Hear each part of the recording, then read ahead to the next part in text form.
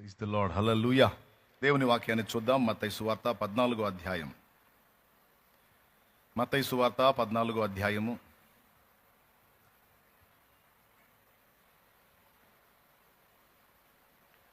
19వ వచనాన్ని చదువుకుందాం. చూడండి, నేనే చదువుతాను. పచ్చిక మీద కూర్చుండుడని జనులకు ఆజ్ఞాపించి ఆ 5 రొట్టెలను 2 చేపలను పట్టుకొని ఆకాశం వైపు కనులెత్తి ఆశీర్వదించి ఆ రొట్టెలు విరిచి శిష్యులకిచ్చెను. శిష్యులు జనులకు వడ్డించిరి. వారందరూ తిని తృప్తి పొందిన తరువాత మిగిలిన ముక్కలు 12 గంపల నిండా ఎత్తిరి. స్త్రీలను పిల్లలను గాక తినిన వారు ఇంచుమించు 5,000 మంది పురుషులు. చిన్న మాట ప్రార్థన చేసుకుందాం. ప్రేమ కలిగిన మా మహాపరిశుద్ధ తండ్రి, ఘనుడవగు దేవా, నీకు స్తోత్రము.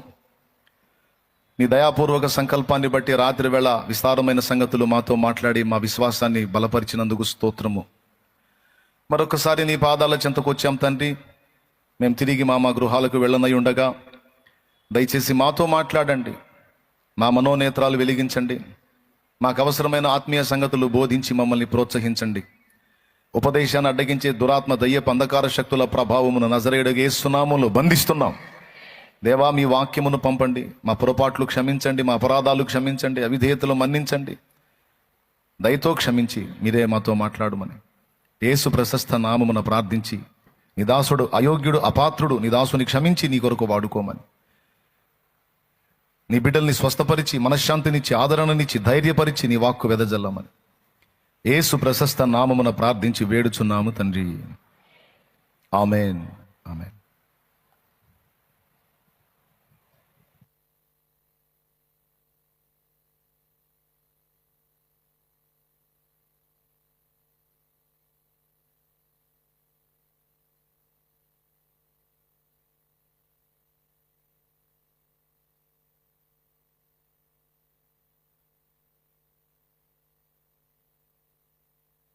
వాడితో మాట్లాడుకుంటున్నాలే, మళ్ళీ ఇందాక బ్రేక్ వేసాక వాడు టెన్షన్ పడతాడని. వాడిది అసలే చిన్న గుండె, అందుకని వాడికి చెప్తున్నాను, టెన్షన్ పడవాకరా, అప్పుడప్పుడు అంతే చెప్తుంటాను నేనని చెబుతున్నాను. నేను మళ్ళీ వాడు ఫీల్ అయినా ఏసై ఫీల్ అవుతాడు, అందుకని వాడిని ఏదో కన్విన్స్ చేసుకుంటున్నాను. దేవుని స్తోత్రం, హల్లెలూయా. అబ్బాయి, మీరు కూడా వాడిని ఏం అనవాకండి. ఇందాక అందరూ వచ్చి పాడారు కదా, సౌండ్ లేచిందిలే. ఓకేనా? ప్రశాంతంగా ఉండి ఎక్కడొచ్చాగా మనం ఏం చేద్దాం? మాకు ఒక కమిట్మెంట్ ఉండాలి, ఒక అండర్స్టాండింగ్ ఉండాలి, లేకపోతే కష్టం అయిపోద్ది. అందుకని మళ్ళీ ఏళ్ళతో పెద్ద మీటింగ్లు ఉన్నాయి రేపు. అందుకని దేవుడు, జాగ్రత్త వినండి, కాసేపు తిరగాలనుకున్న వాళ్ళు ఇప్పుడే తిరగండి. కొంతమందికి అదేందో అదొక సరదా, ఒక దగ్గర కూర్చోరు, ఊరక మేకలు తిరిగినట్టు తిరుగుతూ ఉంటారు. గొర్రె నిలబడ్డ దగ్గర మేసిది, మేక అట్టగా తిరుగుతూ ఉంటుంది. అది 7 పొలిమేరలు తిరిగినా కూడా వెలకబడినంత వెళ్తుంటుందంట మేకకి. దాని బతుకు అది ఏం చేద్దాం? అట్లనే కొంతమంది కాస్త ప్రశాంతం కూర్చొని ఎంపాది కూర్చొని దేవుని మాటలు ఏందాం అనుకోరు, ఊరకట్టు ఇటు తిరుగుతూ ఉంటారు. కొంతమంది ఏమో వచ్చేది చర్చికి, తిరిగేదేమో రోడ్ల మీద. ఆ కొట్ల దగ్గరికి పోయి ఆ బట్ట నీళ్ళు శనక్కాయ పప్పులు తీసుకొని తింటా నవ్వులుకుంటా తిరుగుతూ ఉంటారు మేకల్లాగా. ఆ రోడ్ల మీద తిరుగుతూ ఉంటారు. వాళ్ళు వచ్చేది ఎందుకంటే రోడ్ల మీద తిరగడానికి. కొంతమంది అట్టుంటారు. దయచేసి వాక్యం మొదలుపెట్టినప్పటికి ఎవరు అటు ఇటు తిరగొద్దు. నువ్వు ఎంతో కష్టపడి చాలా దూరం నుంచి డబ్బులు వెచ్చించుకొని నానా బాధలు పడి దేవుని సన్నిధికి వచ్చావు. దేవుని మాటలు వినాలి సీరియస్గా. చదువుకున్నోడికి చదువు లేనోడికి అందరికీ అర్థమయ్యేటట్టు చెప్పడానికి నా వంతు ప్రయత్నం నేను చేస్తున్నా. కాబట్టి అందరికీ వాక్యం అర్థమైద్దని నా నమ్మకం. కాబట్టి తప్పకుండా వినటానికి మీరు మనసునివ్వండి. దేవుడు మన విషయంలో ఆయన స్పందించే తీరు మీకు అందించాలని ప్రేరేపించబడ్డాను. ఆయన ఒక కొండ మీద బోధ చేస్తున్నాడు, ఒక ప్రదేశంలో, ఒక ఎత్తైన ప్రదేశంలో. చాలామంది మనుషులు అక్కడికి వచ్చారు, వాక్యం విన్నారు. పాపం వాళ్ళ ఆహారం ఏం తీసుకోలేదు. ఆయన వాక్యం బోధించడమే కాదు, వాళ్ళ కడుపులు కూడా చూసే దేవుడు ఆయన. వీళ్ళు తినటానికి ఏమీ లేనట్టుంది. వీళ్ళని ఎలాగో పంపేస్తే పాపం అలసిపోయి మార్గంలో ఇబ్బంది పడతారేమో. వాళ్ళని అట్లా ఖాళీ కడుపులతో పంపటం నాకు ఇష్టం లేదు. వాళ్ళకి ఏదన్నా అంత ఆహారం పెట్టండి అని అన్నాడు. వాళ్ళు అన్నారు, ఇంతమంది చాలామంది సమూహం ఉన్నారు, ఆడాళ్ళు పిల్లలు పెద్దోళ్ళు అందరూ కలిసి వేల సంఖ్యలో ఉన్నారు వీళ్ళందరూ. ఇంతమందికి ఆహారం పెట్టాలంటే పెద్ద మొత్తంలో ఖర్చు అయింది. ఖర్చు సంగతి అట్టుంచి ఇంతమందికి ఒక్కసారి ఇప్పుడే రెడీ చేయడం అంటే చాలా కష్టం. ఒకటి పెద్ద మొత్తం ఖర్చు, రెండవది డబ్బు పెట్టినా ఇప్పుడు ఇంతమందికి ఆహారం అంటే అది చాలా కష్టం అని వాళ్ళల్లో వాళ్ళు మాట్లాడుకుంటున్నారు. యేసు ప్రభు అన్నాడు, మీ దగ్గర ఏమైనా ఉందా అన్నాడు. మీ దగ్గర ఏమైనా ఉందా అంటే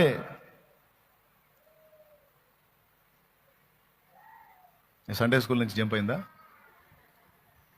నేను ఉండ నా బందీకానాలను వచ్చినట్టుంది.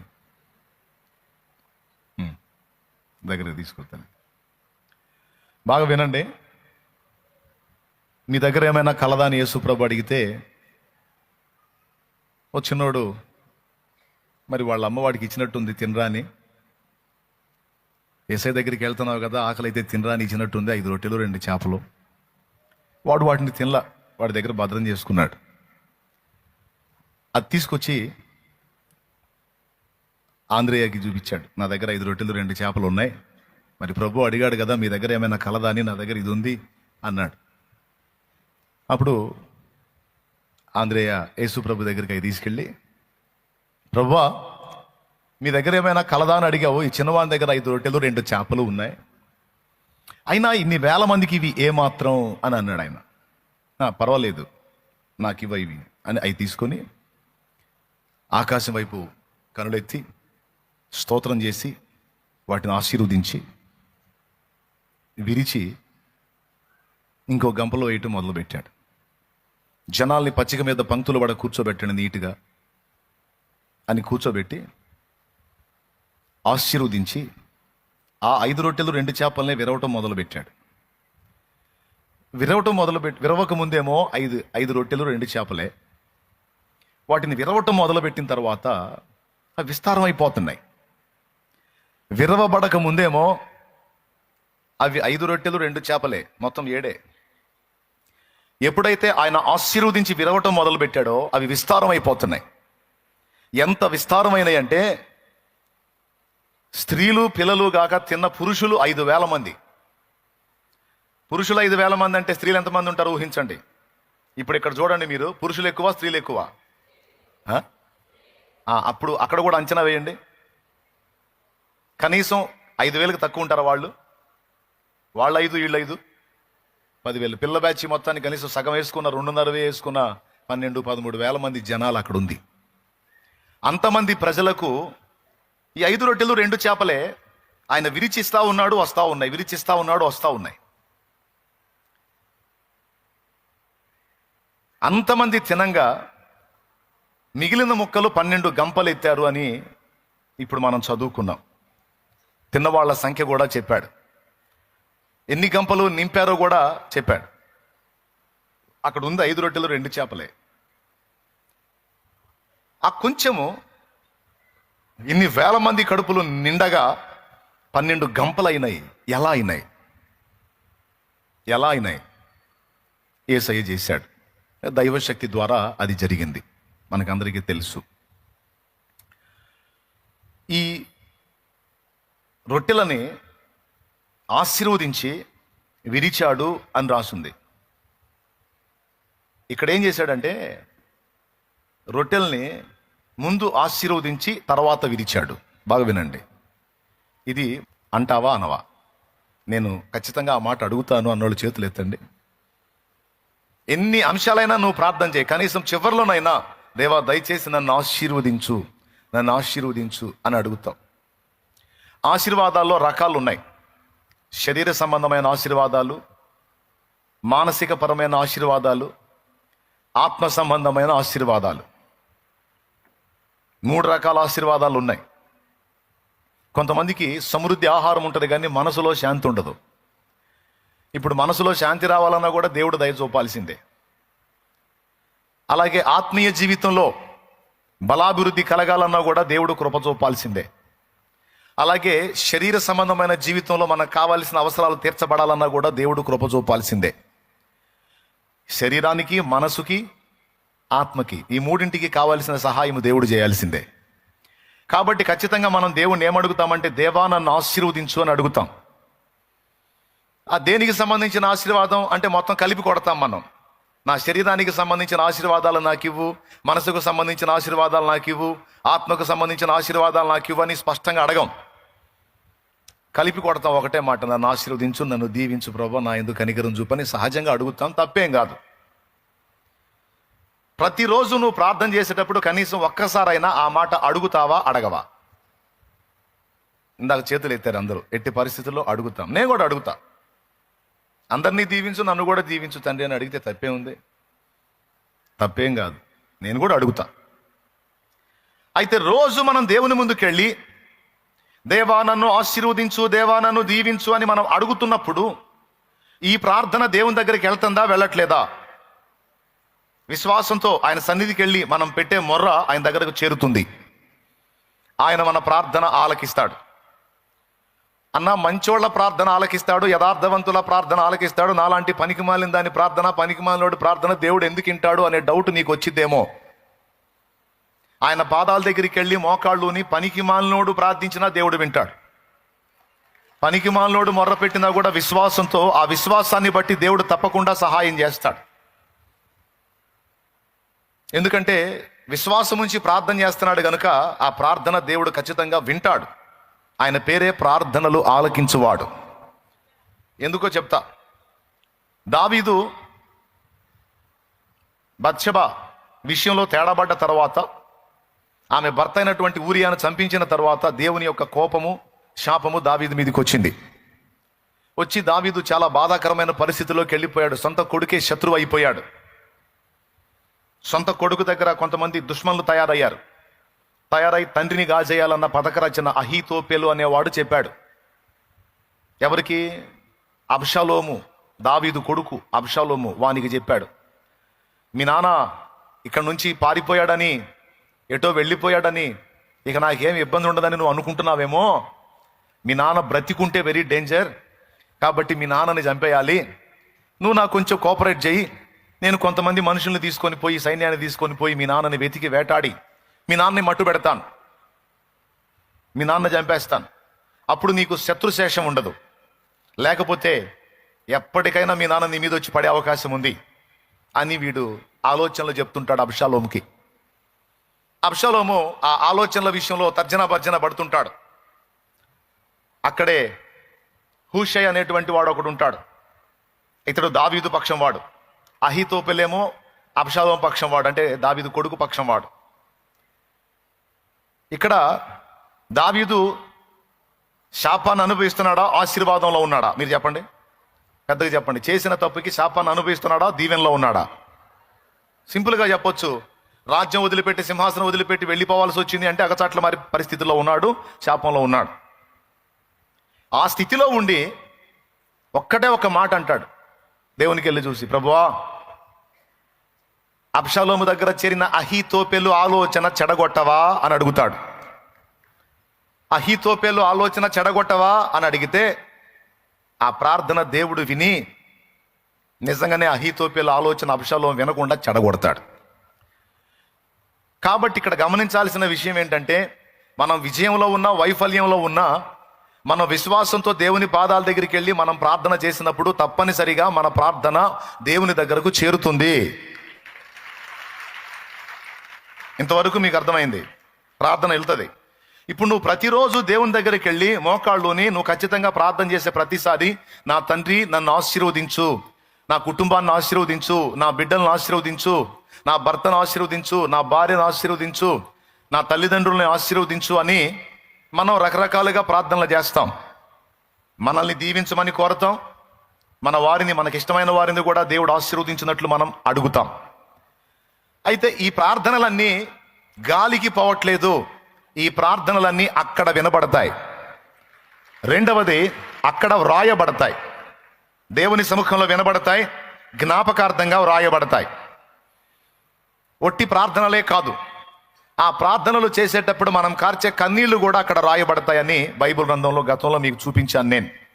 56వ కీర్తన 8వ వచనంలో, నా సంచారములను నీవు లెక్కించి ఉన్నావు, నా కన్నీళ్లు నీ బుడ్డిలో దాచి ఉన్నావు, అవి నీ కవిలలో కనబడును కదా అంటాడు. కవిలే అంటే పుస్తకంలో రాయబడ్డాయి నా కన్నీళ్ళు అని భక్తుడు ప్రార్థించాడు, దేవుడితో మాట్లాడాడు. బాగా వినండి. అంటే మన కన్నీళ్లు బుడ్డిలో దాచబడుతున్నాయి. అవి ఎన్ని సార్లు మనం కన్నీళ్లు గార్చామో అవన్నీ కూడా రాయబడ్డాయి. 2, మూడవది, మనం చేసిన ప్రార్థనలన్నీ కూడా దేవుని పాదాల చెంతకు వెళ్ళాయి. ఇప్పుడు కనీసం రోజులో ఒక్కసారైనా, కనీసం 2 సార్లైనా, కనీసం 3 సార్లైనా ప్రార్థించినప్పుడు తప్పనిసరిగా నన్ను బ్లెస్ చేయి తండ్రి, ఆశీర్వదించు తండ్రి అని అయితే ఖచ్చితంగా అడుగుతాం.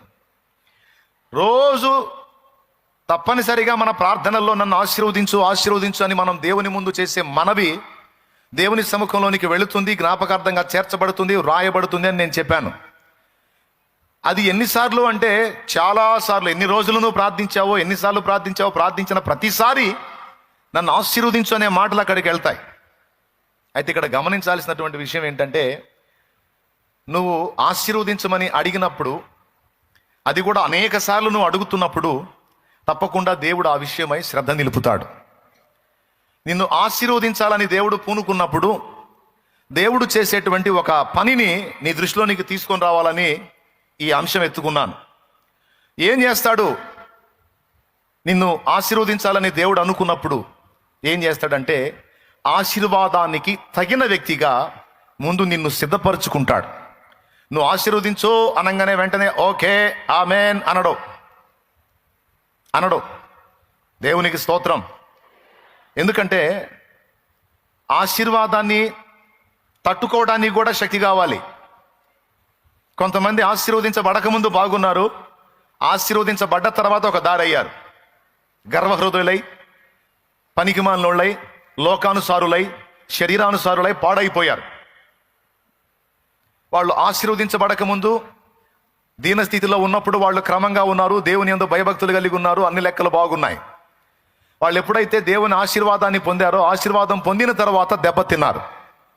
ఎక్కడ దాకా అవసరం, దావీదు సంగతే చెప్తా. మళ్ళీ గొర్రెలు కాసుకునేటప్పుడు, ఇంట్లో అందరి చేత చీచా అనిపించుకునేటప్పుడు, అందరి చేత పనులు చెప్పించుకొని పనులు చేసే స్థితిలో ఉన్నప్పుడు, ఎండకెండి వానగదడిసి నానా బాధలు పడుతున్నప్పుడు దావీదు బాగానే ఉన్నాడు.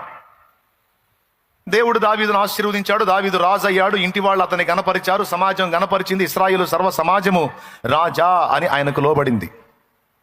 ఇక ఆయన ఆడిందే ఆట, పాడిందే పాట. మీరు గమనించాలి, దావీదు దీనుడుగా ఉన్నప్పుడు, ఇబ్బంది కొలిమిలో ఉన్నప్పుడు దావీదు అద్భుతంగా ఉన్నాడు. దావీదు ఆశీర్వదించబడిన తరువాత దెబ్బతిన్నాడు. అవునా కాదా? పెద్దగా చెప్పండి. సౌలు బతుకు కూడా అంతే, సంసోను బతుకు కూడా అంతే. మీరు ఏ భక్తుని జీవితమైనా చూడండి, చాలా వరకు ఎక్కువ శాతం మంది భక్తులు ఆశీర్వదించబడకముందు ఒక రకంగా ఉన్నారు, దేవుడు వారిని ఆశీర్వదించిన తరువాత తేడా పడ్డారు. అందుకే నేను అంటాను, దేవుని ఆశీర్వాదాన్ని తట్టుకోవటానికి కూడా శక్తి కావాలి. దేవుని యొక్క దీవెనలను తట్టుకోవటానికి కూడా శక్తి కావాలి, బలం కావాలి. లేకపోతే దెబ్బతినే అవకాశం ఉంది. పేదరికంలో, లేమిలో ఉన్న వినయం, సాత్వికం, మృదుత్వం సంపన్న స్థితిలోకి వెళ్ళినప్పుడు అది కోల్పోయే ఛాన్స్ ఉంది. అందుకే మనల్ని ప్రేమించే దేవుడు, మన ఎడల కృప చూపుతున్న దేవుడు, మనం ఆశీర్వదించు అనగానే ఆశీర్వదించడు.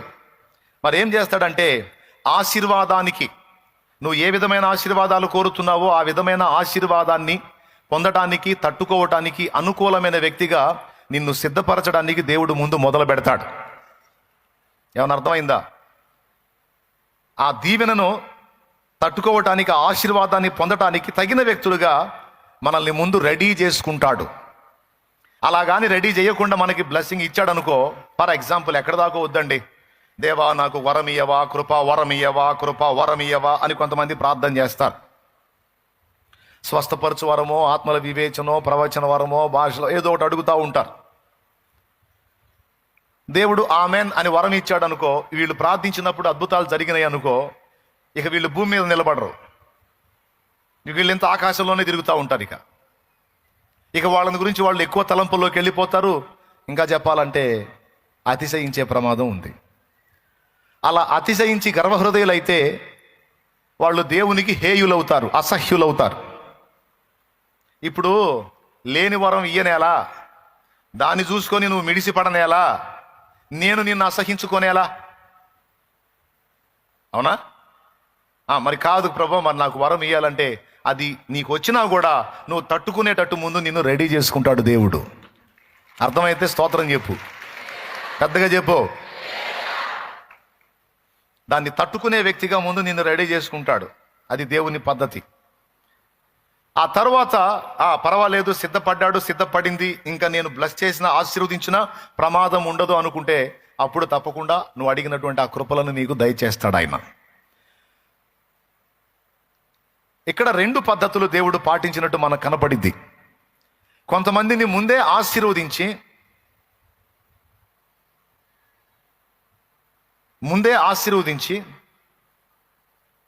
తర్వాత ఆయన అనుకున్న పని చేస్తాడు. కొంతమందిని ముందు అనుకున్న పని చేసి తర్వాత ఆశీర్వదిస్తాడు. ఇంతకు అసలు అనుకున్న పని ఏందో అంటే ఇందాక చదివాంగా, విరగ్గొట్టడం. దేవునికి స్తోత్రం కలుగును గాక. ఏంటా పని? విరగ్గొట్టడం అంటారు. ఇంత కష్టపడి చెప్పింది ఈ పాయింట్గా అనుకోవాకండి, అది చాలా ముఖ్యమైన పాయింట్. విరగ్గొట్టడం. మనల్ని నానా విధాలుగా దేవుడు, ఆశ్చర్యం ఏంటంటే, ఆశీర్వదించు ప్రభా, దీవించు ప్రభా అని మనం ప్రార్థన చేస్తుంటే అగచాట్లు ఎక్కువ అవుతుంటాయి, బాధలు ఎక్కువ అవుతుంటాయి, సమస్యలు ఎక్కువ అవుతుంటాయి, ఎదురు దెబ్బలు ఎక్కువ అవుతుంటాయి. ఏందో అర్థం కాదు. మనం ప్రార్థన ఏమన్నా రాంగ్ చేస్తున్నావా? లేదు. ఎవరైనా ప్రార్థన చేసేటప్పుడు బ్లెస్ చేయమని కోరుకుంటారు, ఆశీర్వదించమని కోరుకుంటారు. కానీ అలా కోరితే ఎలా అవుతుంది? ఏంది? ఎందుకు అలా అవుతుంది అంటే దేవుడి సిద్ధపరచుటలో భాగం అది. నీవు ఆశీర్వదించమని అడిగినప్పుడల్లా నీ ప్రార్థన అక్కడ వినబడింది. దేవుడు తన పనికి తాను పూనుకున్నాడు. మరి ఆ ఆశీర్వాదాన్ని నీవు స్వతంత్రించుకున్నట్లు, దాన్ని తట్టుకొని నిలుచున్నట్లు ఆయన నిన్ను సిద్ధపరచడం మొదలు పెడతాడు. ఆ సిద్ధపరిచే ప్రక్రియ పేరే విరగగొట్టుట అనేది. 5 రొట్టెలు 2 చేపలు విరవబడక ముందు అవి అంతవరకే ఉన్నాయి. అది ఒకని ఆహారం మాత్రమే. అది కూడా ఒక చిన్నవాడు తీసుకొచ్చి ఇచ్చాడని రాస్తుంది గ్రంథంలో. అంటే 5 రొట్టెలు 2 చేపలు ఒక చిన్నవాడు తినగల ఆహారం, ఒక బాలుడు తినగల ఆహారం.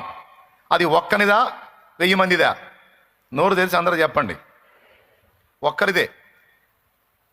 కానీ ఎప్పుడైతే ఆయన ఆశీర్వదించి విరిచాడో అది వేలాది మంది ఆహారంగా మార్చబడింది. అంతకుముందు అది ఒక్కరికే పనికొచ్చేది. ఆయన ఆశీర్వదించి విరిచిన తర్వాత అది వేలాది మందికి ఉపయోగంగా మారింది. స్తోత్రం.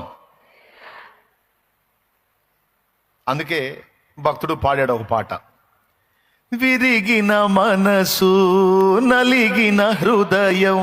పాట ఎత్తుకోగానే విరిగే అని పాటలోకి వెళ్ళొద్దు. పాటలోని పదాలు ఏందో విను, పదాలు ఏం చెప్తున్నాడో విను. ఆ పదాల్లోకి నువ్వు ఎంట్రావు. అవి నీ పదాలుగా దేవునితో మాట్లాడుకో.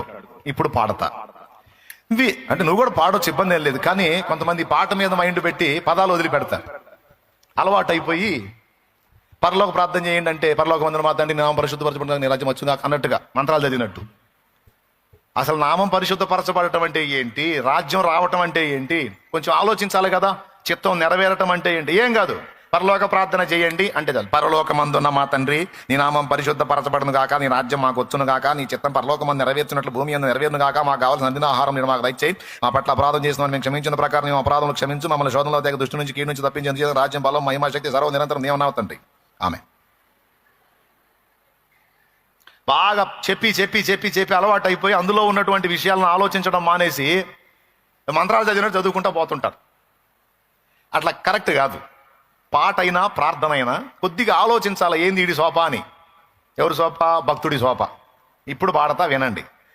విరిగిన మనసు నలిగిన హృదయం, విరిగిన మనసు నలిగిన హృదయం, నీకిష్టమైన బలియాగములా నీ చేతితోనే విరచిన రొట్టెనై ఆహారమౌదును అనేకులకు. నీ చేతితోనే విరచిన రొట్టెనై ఆహారమౌదును అనేకులకు. మహిమ స్వరూపుడా మృత్యుంజయుడా, మరణపు ముల్లును విరచిన వాడా, నీకే స్తోత్రములు నా యేసయ్యా, నీకే స్తోత్రములు. దేవునికి మహిమ. దేవుడు ఏం చేస్తాడు? ఏం చెప్తున్నాడు ఇక్కడ? నీ చేతితోనే విరచిన రొట్టెనై ఆహారం అవుదును అనేకులకు అన్నాడు ఆయన. ఈరోజు దేవుడు నిన్ను కొన్ని పరిస్థితుల గుండా తీసుకెళ్తున్నాడు. కొన్ని విషయాలలో నిన్ను విరగొడుతున్నట్టు నీకు అర్థమవుతుంది. నీ వాళ్ళను కూడా కొన్ని విషయాల్లో విరగొడుతున్నట్టు నీకు స్పష్టంగా అర్థమవుతుంది. అలా నిన్ను విరగొట్టినా, నీ వాళ్ళని విరగొట్టినా నీకు ముందు బాధ కలిగిద్ది. కొన్నిసార్లు అర్థం కాక ఆవేశం కూడా కట్టలు దించుకుంటుంది. వెంటనే బొటన వేలు ఇలా పెట్టి ఎందుకు ఇలా చేస్తున్నావు అనే ప్రశ్న కూడా నీవు దేవుని అడిగే అవకాశం ఉంది. దానికి దేవుని సమాధానం ఏంటంటే, నీవు విరవబడకపోతే ఒంటిగానే ఉంటావు. నిన్ను నేను గాని విరిచినట్లయితే నీవు 1000 మందికి దీవెనగా మారుతావు.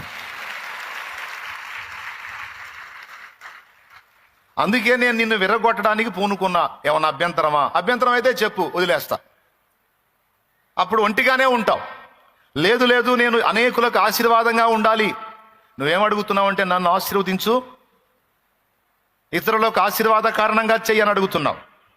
తప్పనిసరిగా అలా చేస్తా. మరి ఇతరులకు నువ్వు ఆశీర్వాద కారణంగా ఉండాలి అంటే నా చేతిలో నిన్ను విరవక తప్పదు. విరవని రొట్టె ఒక్కటే, విరిగిన రొట్టె 1000 మందికి ఆహారం. ఇప్పుడు చెప్పు, నీ మట్టుకు నువ్వు బతకాలనుకుంటున్నావా? 1000 మందికి దీవెనగా ఉండాలనుకుంటున్నావా? ఎంతమందికి ఆశ ఉందో చేతులు ఎత్తండి. కొంతమంది చేతులు ఎత్తలా. నీ మట్టుకు నువ్వే బతకాలనుకుంటున్నావా తమ్ముడా? 1000 మందికి దీవెన కావాలనుకుంటున్నావా? నీ వల్ల అనేక మంది ఆశీర్వదించబడాలనుకుంటున్నావా? పెద్దగా చెప్పండి. డౌట్ లేదుగా? నిజంగా ఆశ నీకుందా? రైట్, దేంచో. అలాంటి హృదయవాంఛ నీకుంటే, అలాంటి ఆశ నీకుంటే తప్పకుండా నా దేవుడు ఆశ తీరుస్తాడు. ఆ ఆశ తీర్చుటలో భాగమే నిన్ను విరగగొట్టే ప్రక్రియ. చాలా విషయాలలో మనం విరవబడాల్సి ఉంది. ఎందులో విరవబడాల్సి ఉంది, ఏ ఏ విషయాల్లో విరవబడాల్సి ఉందో మనకు కూడా అర్థం కాదు, కానీ ఆయనకు బాగా తెలుసు. ఎందుకంటే ఆయన అగ్ని వంటి నేత్రాలతో మన హృదయ స్థితిని గమనిస్తాడు. మన దగ్గర మైనస్లేంటో ప్లస్లేంటో మొత్తం చూస్తాడు. ఎక్కడెక్కడ ఎగస్టాలు ఉన్నాయో, ఎక్కడ విరగొట్టాల్సి ఉందో బాగా పరిశీలన చేసి సరైన రీతిలోనే ఒక పద్ధతి ప్రకారం విరగొడుతుంటాడు. ఆ విరగొట్టినప్పుడు ఎవరికైనా హాయిగా ఉంటుందా, బాధ కలిగిద్దా? పెద్దగా చెప్పండి. ఖచ్చితంగా బాధ కలిగిద్ది. అయినా సరే ఈ విరగొట్టబడటం అనేది ఆశీర్వాదకరమైన విరగొట్టబడటం. ఇది అనేకులకు దీవెనకరంగా నిన్ను మార్చడానికి దేవుడు పూనుకున్న కార్యం. నువ్వు నీ గుండెలో ఆశించావు కదా. ఇప్పుడు నేను కూడా సేవలోకి రాకముందు తెగ అడిగేవాడిని, మోకాళ్ళు వేసి, దేవా నన్ను ఆశీర్వదించు, ఇతరులకు కూడా నన్ను ఆశీర్వాద కారణంగా చేయని. ఎందుకంటే ప్రసంగాలు విని ఇలాంటి ప్రార్థన చేసేవాడిని మోకాళ్ళు వేసి. దేవునికి స్తోత్రం. నేనొక్కడిని నా కోసం బతికితే ఆ బతికి అర్థమే ఉంది ప్రభువా. 1000 మందికి దీవెనకరంగా బతకాలి ప్రభువా. కనీసం 10 మందికి ప్రయోజనకరంగా బతకపోతే ఆ బ్రతుకి అర్థం ఏంటి, పరమార్థం ఏంటి? కనీసం 10 మందికి ప్రయోజనకరం కాని బ్రతుకు బ్రతికేనా?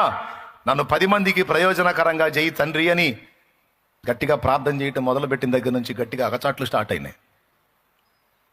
What is this? వంకాయ పులుసు అనలే. దేవునికి స్తోత్రం. నేను ఒకటి అడుగుతుంటే ఇంకొకటి జరుగుతుంది ఏంది? ఏ స్థితికి వెళ్ళిపోయానంటే, నన్ను ఆశీర్వదించు, 10 మందికి ప్రయోజనకరంగా నన్ను మార్చు, నన్ను ఆశీర్వదించు, నన్ను దీవించని అడిగే కొద్దీ నలుగుడు ఎక్కువైంది, విరుగుడు ఎక్కువైంది. చివరికి ఏ పరిస్థితి వచ్చిందంటే, నాలాంటోడు ఒకటి బతకటం అవసరం అంటావా అన్న విరక్తిలోకి వెళ్ళిపోయా. ఇన్నిసార్లు ఆశీర్వదించమని అడిగిన నేనే మళ్ళీ ఆయన ముందుకెళ్ళి, నాలాంటోడు బతకడం అవసరం అంటావా ప్రభువా? నా అంతటి నేను చేస్తే నరకానికి పోతా, నన్ను నువ్వు తీసుకోవచ్చుగా. ఈ ఇబ్బందికరమైన కొలిమిలో నేను ఎంతకాలం మనుగడ సాగించగలను? నా వల్ల కాదు, నన్ను తీసుకోవచ్చుగా అని ఎట్లా ప్రశ్న వేశా. అంతకుముందు నేను చేసిన ప్రార్థనలు ఏంది? నన్ను దీవించు, 10 మందికి ప్రయోజనకరంగా చెయ్యని. ఆ ప్రార్థనలు చేయటం మొదలుపెట్టిన తర్వాత ఏ స్థితి వచ్చింది నాకు? ఈ ధర్మ సందేహాలు మీకు కూడా ఉంటాయి, అందుకని చెబుతున్నాను నేను. నాకు అదే డౌట్ అన్నయ్య, నేను అలా ప్రార్థన చేసిన కాడి నుంచి ఏందో అన్ని విధాలు విరిగిపోయాను అన్నయ్య, అగసాట్లు ఎక్కువైపోయినాయి అన్నయ్య. అదే కారణం చెప్తున్నా. దేవుణ్ణి నేను అడిగి వినబడలేదా? ఏంది ఇలాగ అప్పచెప్పాడేంది? నన్ను శ్రమ కొలిమికి, ఇబ్బంది కొలిమికి అప్పచెప్పాడేంది? లేమికి, దరిద్రతకి అప్పచెప్పాడేంది? వేదనకు అప్పచెప్పాడేంది, నిందకు అప్పచెప్పాడేంది, అవమానానికి అప్పచెప్పాడేంది, బాధకు అప్పచెప్పాడేంది, శోధనకు అప్పచెప్పాడేంది, కన్నీళ్ళకు అప్పచెప్పాడేంది అనుకున్నా. మొత్తుకుంటున్నా కుయ్యో కుయ్యో అని. ఆయన ఏం మాట్లాడట్లా. మౌనంగా డిఫరెంట్ టైపుల్లో ఆయన పని ఆయన చేసుకుంటూ వెళ్తున్నాడు. స్తోత్రం. అలా ఎందుకు చేశాడో, ఆనాడు అలా ఎందుకు స్పందించాడో, అలా ఎందుకు ప్రవర్తించాడో ఈనాడు అర్థమవుతుంది, ఆనాడు అర్థం కాల. నిన్ను ఎర్రగొట్టమన్నానా, ఆశీర్వాదకరంగా మార్చమన్నానా? ఏం చేస్తున్నావు ఆయన? 10 మందికి దీవెనకరంగా మార్చమన్నాను కానీ నన్ను పట్టుకొని ఎర్రగొట్టమన్నానా? ఆయన చెప్పే మాట ఏంటంటే, అరే ఇది జరగకపోతే అది జరగదరా అంటాడు. ఇది జరగకపోతే అది జరగదు బేటా. 10 మందికి నువ్వు ప్రయోజనకారిగా కావాలంటే కొన్ని విషయాలలో నువ్వు విరవబడాలి బిడ్డ అంటాడు ఆయన. అర్థమయ్యేటట్టు చేశాడు. తర్వాత ఇప్పుడు మీ మనసుకు మీకేమనిపిస్తుందంటే, శాలేమన్న లైఫ్ ధన్యం కదా అనిపిస్తుంది. అబ్బా ఏం జీవితం!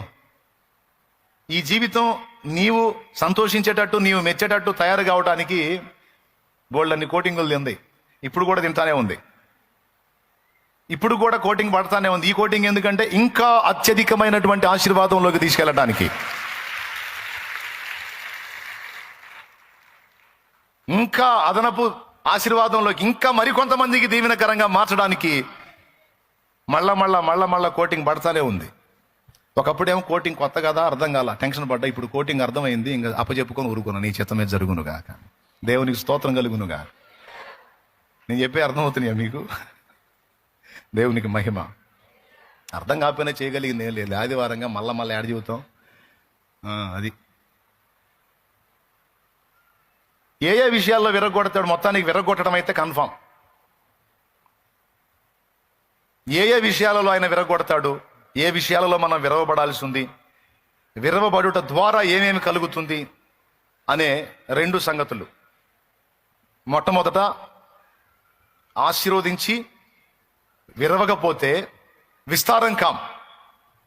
విరవబడని రొట్టెలు ఒక్కడి ఆహారం అయితే, విరవబడిన రొట్టెలు, ఆశీర్వదించబడి విరవబడిన రొట్టెలు 1000 మందికి సరిపోయినంత ఆహారమైంది. ఆ 5 రొట్టెలు, ఆ 2 చేపలే 1000 మంది కడుపులు నింపినాయి. నా ముందున్న దైవజనులు కూడా అనేక మందికి ఆహారం అయ్యారు. ఈరోజు నా బ్రతుకు కూడా అనేక మందికి ఆహారంగా మారింది. ఇంకా మారాలని కోరుకుంటున్నా.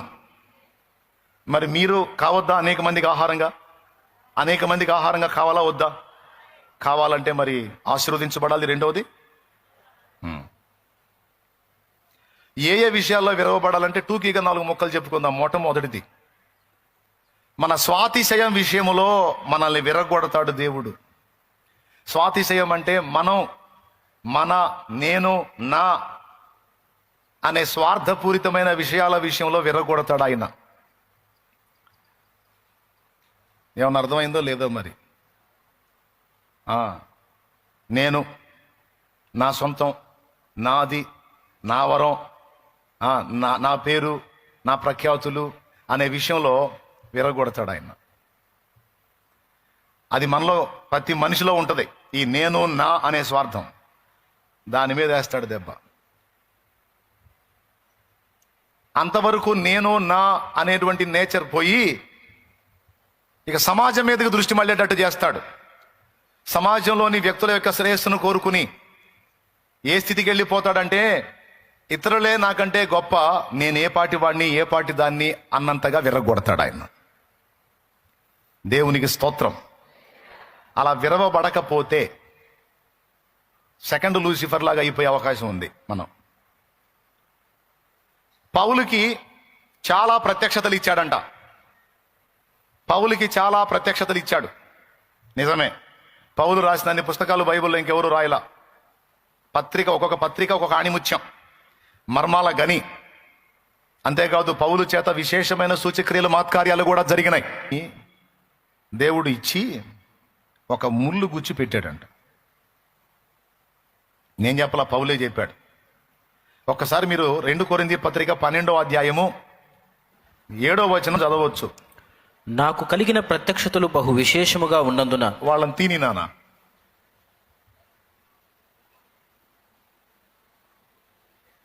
ఉమ్, నాకు కలిగిన ప్రత్యక్షతలు బహు విశేషముగా ఉన్నందున నేను అత్యధికముగా హెచ్చిపోకుండా నిమిత్తము నాకు శరీరములో ఒక ముళ్ళు నేను అత్యధికముగా హెచ్చిపోకుండా 2 సార్లు చెప్పాడు. నేను అత్యధికముగా హెచ్చిపోకుండానట్లంటే ఉప్పొంగకుండునట్లు, నన్ను మన మొరట భాషలో చెప్పాలంటే ఎచ్చులు పడకుండునట్లు. ఓకే, ఏం పడకుండునట్లు? హెచ్చిపోకుండునట్లు, హెచ్చులే ఎచ్చులు. నేను అలా ఎచ్చులలోకి వెళ్లకుండునట్లు, హెచ్చింపుల్లోకి వెళ్లకుండునట్లు నన్ను నలుగు కొట్టుటకు సాతాను యొక్క దూతగా ఉంచబడెను. ఏం చేయటానికి? నల్లగొట్టడానికంట. ఒక ముళ్ళు గుచ్చి పెట్టాడంట. ఆ ముళ్ళు దెబ్బగా తట్టుకోలేక దేవా దీన్ని తీసేయని 3 సార్లు అడిగాడంట దేవుణ్ణి. 3 సార్లు అడిగితే దేవుడు అన్నాడట, నా కృప నీకు చాలు, బలహీనత యందే నా శక్తి పరిపూర్ణమగుచున్నదని ఆయన నాతో అనెను. అంతేగాని ముళ్ళు తీల. అది లేకపోతే నువ్వు తేడా పడతావు, స్వాతిశయ పూర్ణుడు అవుతావు, అతిశయిస్తావు, హెచ్చిపోతావు. అవన్నీ నీకు జరగకుండా ఉండాలి అంటే నీకు ఆ ముళ్ళు తప్పదు పౌలా అన్నాడట దేవుడు. ఏమన్నా అర్థమైందా? థ్యాంక్ యూ, అర్థం చేసుకున్నందుకు. ఇప్పుడు అది కానీ లేకపోతే, ఆ నలిగిన అనుభవం, ఆ నలగొట్టబడిన అనుభవం లేకపోతే పౌలు తానే చెప్తున్నాడు, నేను ఖచ్చితంగా గర్విష్ఠనయ్యే అవకాశం ఉంది, అహానికి వెళ్ళే అవకాశం ఉంది, హెచ్చింపుకి వెళ్ళే అవకాశం ఉంది. అందుకే అవేవి నాలోనికి రాకుండానట్లు దేవుడు నన్ను కంట్రోల్ చేయడానికి ఒక ముళ్ళు పెట్టాడు అన్నాడు. యేసయ్యకే తప్పలా ముళ్ళు. పృథ్వీలోన ముళ్ళ పొదలు మొలిపించినావు, ప్రతి నరుని జీవితాన ముళ్ళుంచినావు. అసలు నా లైఫ్లో ఏ ముళ్ళు లేదు, హ్యాపీగా సాగిపోతున్నాను అన్నోళ్ళు ఎవరైనా ఉంటే చేయెత్తుతారా? దమ్ముంటే చేయెత్తును. మరి అసలు నా జీవితంలో ఏ ముళ్ళు లేదు, ఏ ఇబ్బంది లేదు, ఏ విరిగిన అనుభవం లేదు, ఏ శ్రమ లేదు, హాయిగా ఉంది అన్నోళ్ళు చేయొద్దండి.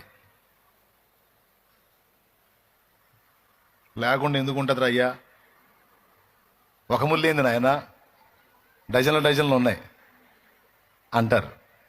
నా జీవితంలో కొన్ని ముళ్ళు ఉన్నాయి, వాటి ద్వారా నేను నలగగొట్టబడుతున్నాను అన్నోళ్ళు చేతులు ఎత్తండి. డౌట్ లేదుగా? అయితే దేవుడు నిన్ను ప్రేమిస్తున్నాడు, దేవుడు నిన్ను ఆశీర్వదించి ఉన్నాడు, దేవుడు నిన్ను ప్రేమిస్తున్నాడు, దేవుడు నిన్ను ఆశీర్వదించున్నాడు. నువ్వు ఆయన కౌగిట్లో ఉన్నావు, డౌట్ లేదు. ఎందుకంటే ఆయన ప్రేమించే వాళ్ళ విషయంలోనే ఇట్లాంటి స్టెప్ తీసుకుంటాడంట. ఆయన వదిలేసిన వాళ్ళకి ఏ నొప్పి ఉండదంట, హాయిగా సాగిద్దంట లైఫ్. ఆయన ఎవరిని చేతబట్టాడో, ఆయన ఎవరిని చేతుల్లోకి తీసుకున్నాడో వాళ్ళకు మాత్రమే విరుగుడంట. ఇప్పుడు నేను విరవబడుతున్నాను, నలగొట్టబడుతున్నాను అనే అనుభవాల్లో నేను ఉన్నానని ఎంతమంది చేతులు ఎత్తారు? మీరందరూ యేసయ్య చేతుల్లో ఉన్నారని మర్చిపోవద్దు. నీ విరవబడిన అనుభవాలే ఆయన చేతుల్లో నువ్వు ఉన్నావనటానికి రుజువులు. డౌట్ లేదు అందులో. ఎందుకు విరగొట్టబడటం, నలగొట్టబడటం? నంబర్ 1, స్వాతిశయం, హెచ్చిపోకుండా నిమిత్తం, అహంకారానికి గురి కాకుండా, గర్వానికి గురి కాకుండా మనం దీన మనస్కులై ఉండునట్లు దేవుడు మనల్ని విరగొట్టాలి, నలగొట్టాలి. దానికోసం మన శరీరాన్ని బాధించే ముళ్ళు కొన్ని మనకి తప్పవు. ఇది మొదటి విషయం. ఇంకా ఏ విషయంలో అయితే నీ హృదయంలో అతిశయం ఉంటుందో, ఏ విషయంలో అయితే నీ హృదయంలో ధీమా ఉంటుందో, ఏ విషయంలో అయితే పర్లేదులే అనుకుంటావో అవి మొత్తం విరిగిపోతాయి. గ్యారెంటీ ఇస్తా, డౌట్ లేదు అందులో. యేసు ప్రభుని వెంబడించే ప్రతి ఒక్కళ్ళు ఆయన ఒక్కడి మీద తప్ప ఇక దేని మీద డిపెండ్ అయినా, ఎవరి మీద డిపెండ్ అయినా, దేన్ని బట్టి మురిసిపోయినా మూతి పగలటం ఖాయం. రాసి పెట్టుకో. ఇప్పటికే కొంతమందికి అనుభవాలు ఉన్నాయి, అర్థమైందా? కొంతమంది వాళ్ళ భర్తను చూసి తెగ మురిసిపోతారు. వాళ్ళ లోకమంతా ఆయనే, భర్తే. ఆయన చూస్తాడు, మా భర్తని లోబడాలి, గౌరవించాలి కాదా నేను అనట్లేదు, కానీ నువ్వు నన్ను కూడా పక్కన పెట్టి ఆయనే లోకం అంటున్నావు, జాగ్రత్త అంటుంటాడు. మనుషుల మీద కాదు, నువ్వు నా మీద అనుకోవాలి. ఎందుకంటే మనుషులు నీతో స్థిరముగా ఉండరు. నీ హృదయం ఎప్పుడు నా మీదే అనుకోవాలి. అది నీకు క్షేమం. కొద్దిగా నేను చెప్పేది విను అంటాడు ఆయన. నువ్వు వినవు. మా ఆయన బంగారం అంటావు, అప్పుడు నీకు సింగారం అయిద్ది. దేవునికి స్తోత్రం, హల్లెలూయా. అప్పుడు మీ ఆయన విశ్వరూపం ఏందో నీకు విశ్వరూప దర్శనం అందిద్ది. అప్పుడు కూర్చొని ముసుగేసుకొని మూలలు కూర్చొని ఎడుతా కూర్చుంటావు. ఏమని? మోసపోయాను ప్రభువా, ఇట్లాంటి వాడు అనుకోలేదు ప్రభువా అనేది నీకే అర్థమయ్యిద్ది. ఇంకప్పుడు ఇక అనుకోమన్నా అనుకో. ఆయన వచ్చి వాగ్దానాలు చేశారే, సచ్చినా నమ్మను నిన్ను. నేను నా దేవుణ్ణి తప్ప ఎవరిని నమ్మను.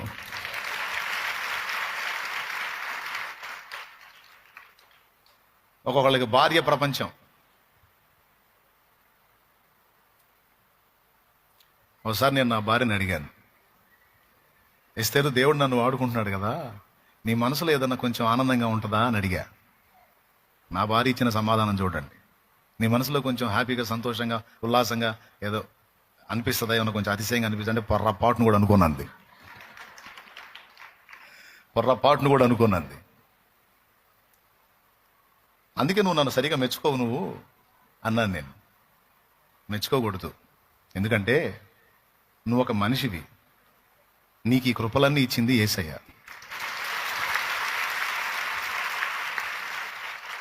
ఏదన్నా చేశాడు నీ ద్వారా అంటే అది ఆయన చేసిన పని, నిన్ను వాడుకున్నాడు, అందుకు నువ్వు ధన్యుడివి. కాబట్టి నేను ఆయన బట్టి సంతోషపడతాను, ఆయన వైపు చూస్తాను, కానీ పొరపాటును కూడా నీ వైపు చూసి అతిశయించడం కానీ మురిసిపోవటం కానీ చేయను. అలా జరిగితే నువ్వు తేడా పడే అవకాశం ఉంది అంది. బాంబు పేల్చింది. ఓకే, అట్టయితే నువ్వు అంతే ఫిక్స్ అయిపో అన్నా. నీకేమైనా అర్థమైందా? దేవునికి స్తోత్రం. ఇంకా తర్వాత నేను మళ్ళీ ఆమె నుంచి ఎదురు చూడలా. పొగడ్తలు, ప్రశంసలు. మాదంతా మూగి సినిమా లాగా ఉంటుంది వ్యవహారం అంతా.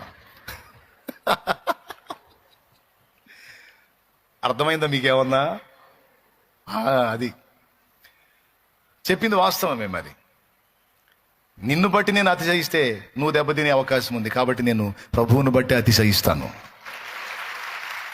ఎందుకంటే మట్టిని మాణిక్యంగా మార్చగలిగిన వాడు ఆయన, రాతిని రత్నంగా మార్చగలవాడు నా యేసయ్య. మోడులై ఎండిపోయినటువంటి బ్రతుకులను క్రొత్త చిగురులతో పచ్చని చెట్టు వలె మార్చగలిగిన వాడు యేసయ్య. మారా అనుభవాలని, చేదైన అనుభవాలని మధురమైన అనుభవాలుగా మార్చగలిగిన సమర్థుడు యేసయ్య ఒక్కడే, ఇంకెవ్వరు లేరు. ఎవరైనా నీకంత సాయం చేశారంటే ఆయన కృప చూపితే సాయం చేశారు. ఎవరైనా నీకంత ఆదుకున్నారంటే ఆయన కృప చూపితే ఆదుకున్నారు. మా అబ్బాయికి ఉద్యోగం ఇచ్చావయ్యా, నువ్వేనయ్యా, నువ్వే దాతవయ్యా, నీ ధర్మమేనయ్యా అన్నావనుకో, పైన కూర్చున్నోడు చూస్తాడు. పనికి మాలిందానా వాడికి ప్రేరణ కలిగించి నీ మీద, నీ బిడ్డ మీద దయబుట్టేటట్టు చేసి ఆ జాబ్ ఇప్పించేటట్టు నేను చేస్తే ఎట్టుందనుకున్నా, దాహం అని వస్తే గ్లాసులో నీళ్ళు ఇచ్చా. ఇప్పుడు నువ్వు నన్ను మెచ్చుకోవాలా, గ్లాసుని మెచ్చుకోవాలా? అమ్మా గ్లాసు, నువ్వు ఎంత గొప్పదానివే గ్లాసు, నా దాహార్తి తీర్చావంటే నిద్రమోహమా, నీకు ఆ గ్లాసులో నీళ్లు పోసి ఇచ్చింది నేను. నాకు ఒళ్ళు మండిద్దా మండదా? అట్లా దేవుడికి కూడా.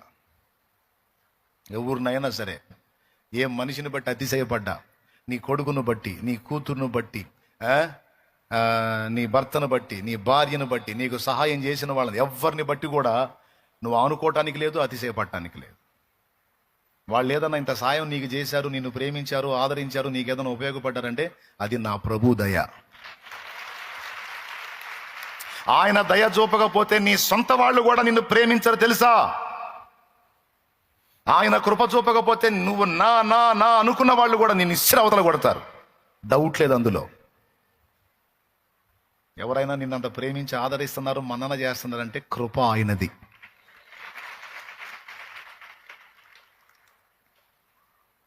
వెనక ఓల్డేజ్ హోమ్లో ముసలోళ్ళు ఉన్నారు, పోయి అడగండి. బోల్డ్ అంత సంతానం, బోల్డ్ అంత కుటుంబం ఉంది, తీసుకొచ్చి ఆడబడేశారు. ఏరి సొంత వాళ్ళ ప్రేమ ఏది? మీరు బిర్యానీ ప్యాకెట్ తీసుకొచ్చేయండి, తింటా కూడా వాకిటికి వెళ్ళి చూస్తారు. ఎందుకో తెలుసా? ఏ మనవడన్నా, ఏ మనవరాలన్నా, ఏ కొడుకన్నా, ఏ కూతురన్నా అమ్మా అనుకుంటూ వస్తారేమో, ఈ ప్యాకెట్లో సగం వాళ్ళకి ఇద్దామని. నెల నెల డబ్బులు వస్తాయి కదండి. ఏం డబ్బులు అయ్యి? పింఛనా? ఈ చీరల్లో మూటలు మూటలు మూటలు కడతారు, ముళ్ళు ముళ్ళేసి. వాళ్ళు కూడా భలే టయానికి వస్తారు, నెల రాగానే వస్తారు వాళ్ళు కూడా. నెల రాగానే వస్తారు. చక్కగా ఆ మూటలన్నీ ఓడదీసి ఆ డబ్బులు ఇచ్చి పంపిస్తారు. డబ్బు ప్రేమ, డబ్బు తీసుకొని పోవటానికి ప్రేమ. ఏది అమ్మ అనుకుంటా వచ్చింది, ఏది కూతురేది, కొడుకేడి.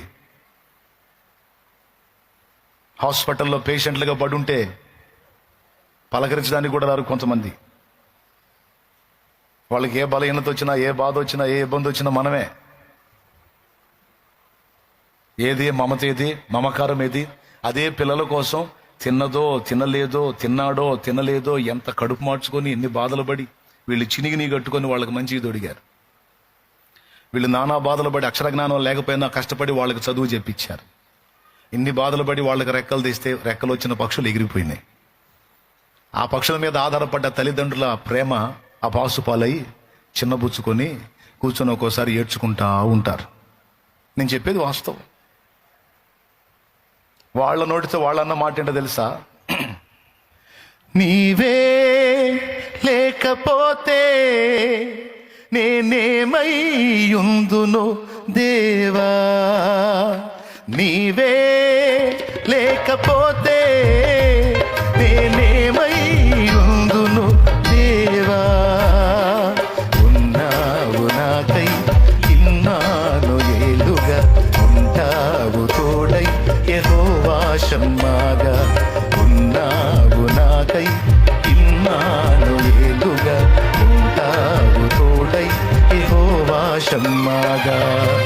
ఎవరున్నారని ఎప్పుడుంటారని చితికిన బ్రతుకుల ఆశ్రయమెవరని, ఎవరున్నారని ఎప్పుడుంటారని చితికిన బ్రతుకున ఆశ్రయమెవరని, నీవే లేకపోతే నేనేమై ఉందును దేవా, నీవే లేకపోతే నేనేమై ఉందును దేవా, ఉన్నావు నాకై ఇన్నాను ఏలుగా, ఉంటావు తోడై యెహోవా షమ్మాగా.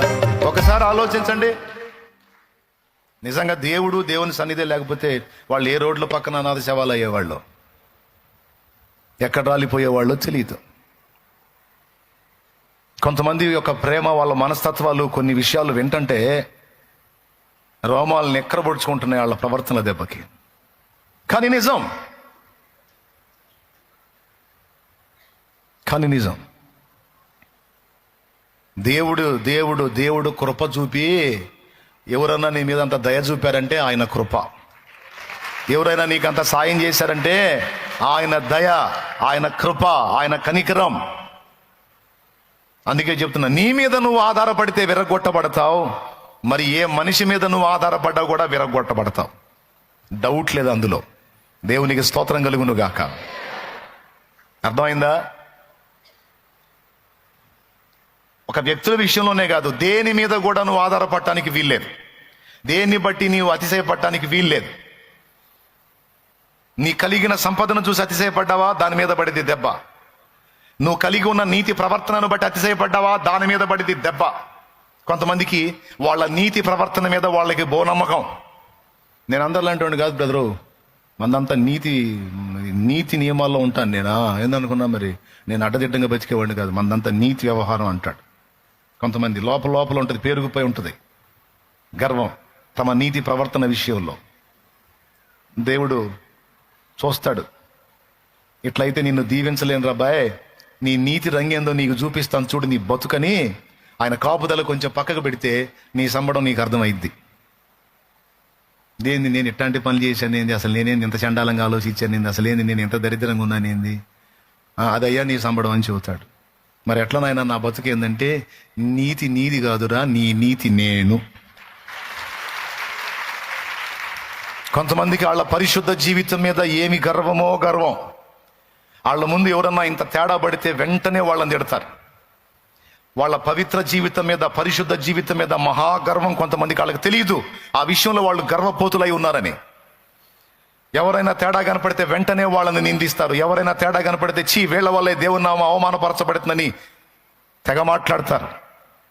ఓర్చుకోలేరు, వాళ్ళని అర్థం చేసుకోలేరు, వెంటనే వాళ్ళని నిందించడం మొదలు పెడతారు. ఎంత డేంజరో తెలుసా? ఇతరులను గురించి, వాళ్ళ పొరపాట్లను గురించి నువ్వు ఎప్పుడైతే నిందిస్తావో, నీ హృదయంలో వాళ్ళ మీద అసహ్యత పెంచుకుంటావో, నీ పరిశుద్ధతకు పడిద్ది దెబ్బ, నీ బతుకైది బస్టాని. స్తోత్రం. ఖచ్చితంగా చూపిస్తాడమ్మా, పరిశుద్ధురాలా, అయ్యా పరిశుద్ధుడా, దా నీ సంబడం తెలుస్తుందా, దేవునికి స్తోత్రం, హల్లెలూయా అని నీ బలహీనమైన బతుకేందో, నీలో పనిచేసే ఆదాము రక్తం తాలూకు ప్రవర్తన ఏందో నీకే అర్థమయ్యేటట్టు చూపిస్తాడు. అప్పుడు గతుకుమని, ఇదేంది ప్రభువా, నేను పరిశుద్ధురాలను అనుకున్నాను, పవిత్రురాలను అనుకున్నాను, పరిశుద్ధుడిని అనుకున్నానయ్యా, ఇదేందయ్యా ఎంత చండాలంగా ఉంది నా బతుకు, ఎంత చండాలంగా ఉంది ఏందయ్యా నా మనసు అంటే, అప్పుడు ఆయన చెబుతాడు, పిచ్చిదానా, పరిశుద్ధత, నీ పరిశుద్ధత నాకు గొప్పది కాదు కానీ నీ పరిశుద్ధత నేనే, నీ నీతి నేనే, నీ పరిశుద్ధత నేనే, నీ జ్ఞానము నేనే, నీ విమోచన నేనే. నువ్వు అతిశయపడితే నా యందు అతిశయపడాలి కానీ నీ పరిశుద్ధత యందు అతిశయపడటానికి లేదు. దేవునికి స్తోత్రం కలుగును గాక. హల్లెలూయా. ఏమైనా అర్థమైందా నేను చెప్పింది? అలాగని పాపం చేయమంటున్నానా? పరిశుద్ధంగా ఉండాలి, నీతి ప్రవర్తన కలిగి ఉండాలి, కానీ వాటిని బట్టి ఎచ్చులు పడద్దని చెబుతున్నా. నేను ఏం పడద్దని చెబుతున్నా? అది కొంతమంది తెల్లగొడ్లు వేసుకునేవాళ్ళు, కలర్ గొడ్లు వేసుకునే వాళ్ళు ఎట్లా చూస్తారు తెలుసా? పురుగుల్ని చూసినట్టు చీచి లోకాన్ సార్ ఓ అమ్మ పరిశుద్ధులో, ఓ అమ్మ పరిశుద్ధులా, చీచి లోకాన్ సార్. ఆడేం పైన కలర్ గుడ్డ వేసుకున్నాడు, లోపల హృదయం తెల్లగానే ఉంది. నువ్వేం పైకి తెల్ల వస్త్రం వేసుకున్నావు, లోపల హృదయం ఏమో గర్వంతో నలుపెక్కిపోయి ఉంది. నువ్వు ఏ కాడికి వాళ్ళ నీళ్ళని చూసుకొని వాళ్ళు ఇట్లా వీళ్ళు అట్లా అని వాళ్ళని నిందించుకుంటా, వాళ్ళని తృణీకరించుకుంటా నీ హృదయంలో గర్వాన్ని పెంచుకున్నావు నువ్వు. ఇప్పుడు రంగుగొడ్లు వేసుకున్నాడు దేవునికి అసహ్యంగా కనపట్లా, అలాంటి వాళ్ళని తృణీకరించి నీ గుండెల్లో గర్వం పెంచుకున్నావు చూడు, నీ తెల్లగొడ్డల్ని బట్టి నువ్వు దరిద్రంగా కనపడుతున్నావు, నీ అవతారం దరిద్రంగా కనపడుతుంది దేవుడికి. అర్థమైతే సంతోషం. అలాగని కలర్ గొడ్డలు వేసుకుని ఊరేగమంటున్నానా? అట్లా రాదు. దైవభక్తి గలవారమని చెప్పుకుని వారికి తగినట్టుగా మన వస్త్రధారణ ఉండవలెను. చాలా మన చెప్పలా, కలర్ బట్టలు వేసుకున్నా కూడా ఏం కాదు, దేవుడు చూస్తాడని అని ఏడకేడికి వేసుకో. వెనకేమో దారాలు కట్టు. దరిద్రపు అవతారాలు చేయొద్దు. నువ్వు దేవుని భక్తి కలిగిన బిడ్డవి. నేను చెప్పేది ఏంటంటే, తెల్ల బట్టలు వేసుకోవడం తప్పని కాదు, తెల్ల బట్టలు ధరించు, వస్త్రాలు జాగ్రత్తగా కట్టుకో, కాదని నేను అన్నాను, మంచిది అది. ఇతరులు పాపంలో పడకుండా, దురాలోచనలకు వెళ్లకుండా ఉంటారు. పురుషులైనా స్త్రీలైనా వస్త్రధారణ విషయంలో పవిత్రంగా జాగ్రత్తగానే ఉండాలి. అయితే నువ్వు పవిత్ర వస్త్రధారణ చేసినంత మాత్రాన ఎవరైనా కొంచెం వేరే విధంగా కనపడితే తొందరపడి వాళ్ళని తూలనాడొద్దు, వాళ్ళ విషయమై దురభిప్రాయాన్ని కలిగి ఉండొద్దు. దేవుడు వాళ్ళకి ఆ భావన కలిగించినప్పుడు వాళ్ళు కూడా నీలాగా వచ్చేస్తారు, నీకంటే బాగా వస్తారు. అంతేగాని నువ్వేదో స్పెషల్ పరిశుద్ధురాలు అయినట్టు, వాళ్ళు ఫుల్ తేడా అయినట్టు ఓవర్ యాక్షన్ చేసావు అనుకో, నీ సంబడం తేలిద్ది. ఎంతమందికి అర్థమైంది? ఏం లేదు, దాని మీద దెబ్బ పడిద్ది, విరగొట్టాలి, లేకపోతే నువ్వు చెడిపోతావు, దేవునికి అసహ్యం అయిపోతావు. అందుకని నీ సంగతి ఏందో నీకు అర్థమయ్యేటట్టు చూపించి చివరికి ఫైనల్గా ఏం చేస్తాడో తెలుసా? ఆయనే నీకు నీతి, పరిశుద్ధత, జ్ఞానము, విమోచన అనే దాన్ని నువ్వు ఫిక్స్ అయ్యేటట్టు చేస్తాడు. ఎక్కడ కూడా నువ్వు గర్వించడానికి ఒప్పుకోడు, దేన్ని బట్టి అతిశయపడటానికి ఒప్పుకోడు, ఎవరి మీద ఆధారపడటానికి ఒప్పుకోడు. నువ్వు ఆధారపడాల్సిందే ఆయన మీద, ఆయన చూపించినటువంటి దైవజనుడి ఉపదేశం మీద. దేవునికి స్తోత్రం. పెద్దగా చెప్పు. కొంతమందికి వాళ్ళ నమ్మకత్వం విషయంలో మహాగర్వం పేతురు దగ్గర కనపడేది. ఇది ఆయన మర్యాదగా చెప్తున్నప్పుడు సైలెంట్గా వినాలిగా. ఈ రాత్రి నేను కాపరిని కొట్టేదను, గొర్రెలు చెదరిపోవునని వ్రాయబడినది నెరవేరిద్ది. మనుష్య కుమారుడు దుర్మార్గుల చేతికి అప్పగించబడతాడు, మీరందరూ చెదరిపోతారన్నాడు. మిగిలిన వాళ్ళు మౌనంగా ఉన్నప్పుడు పేతురు కూడా మౌనంగా ఉండాలిగా. ఏంటి? నీ కొరకు చావవలసి వచ్చిన చచ్చెదను గాని నిన్ను విడిచి పోనే పోన నేను. అప్పుడు ప్రభు ఏం చెప్పాను? అబ్బో అంత నమ్మకస్తుడువా? మామూలు నమ్మకమా ప్రాణాలు పెడతారేడా అన్నాడు. ప్రాణాలే. ఈ రాత్రి తెల్లవారక మునిపే 3 సార్లు ఆ యేసు ఎవరో నాకు తెలియదని నువ్వు పచ్చబద్ధం ఆడతావు. ఈ రాత్రి కొన్ని గంటల్లోనే. చూడండి, తన నమ్మకత్వం విషయంలో తనకి ఓవర్ ఆలోచనలు ఉన్నాయి, ఓవర్ అంచనాలు ఉన్నాయి. వాటి మీద గట్టి దెబ్బ కొట్టేశాడు. మిగిలిన వాళ్ళల్లా మళ్ళా ఆ మాట పేతురునే అన్నాడు. కదిలించుకోవటం ఎందుకు? ఆ మాట అనిపించుకోవటం ఎందుకు? అయినా సరే ఊరుకున్నాడా? ఎవరు? నేనా? నిన్ను ఎరగననే చచ్చిపోతాను కానీ ఆ మాట మాత్రం అన్నాడు. సరే చూద్దాంగా. ఆ రాత్రి ఆయన బంధించబడ్డాడు, గతుక్కుమన్నాడు.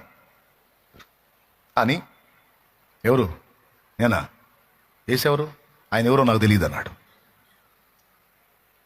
ఒకసారి కాదు అక్కాయ్, 3 సార్లు. ఏమైపోయింది నమ్మకత్వం? చెప్పండి.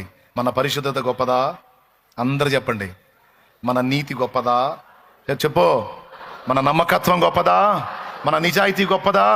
మన ప్రేమ గొప్పదా? కాదు. ఏదన్నా నమ్మకంగా ఉన్నాము అంటే ఆయన కృప, ఏదన్నా పరిశుద్ధంగా ఉన్నామంటే ఆయన కృప, ఏదన్నా నీతిగా ఉన్నామంటే ఆయన దయ. ఎవరైనా మనకు అంత సాయం చేశారంటే వాళ్ళకి ఆ మనసు పుట్టించింది ఆయన. టోటల్గా ఎటన్నా తిరిగిరా, కేంద్రంలో ఎవరు ఉండాలి? అది దేవునికి స్తోత్రం. నువ్వు ఎటన్నా తిరుగు, కేంద్రంలో ఎక్కడ ఉండాలి?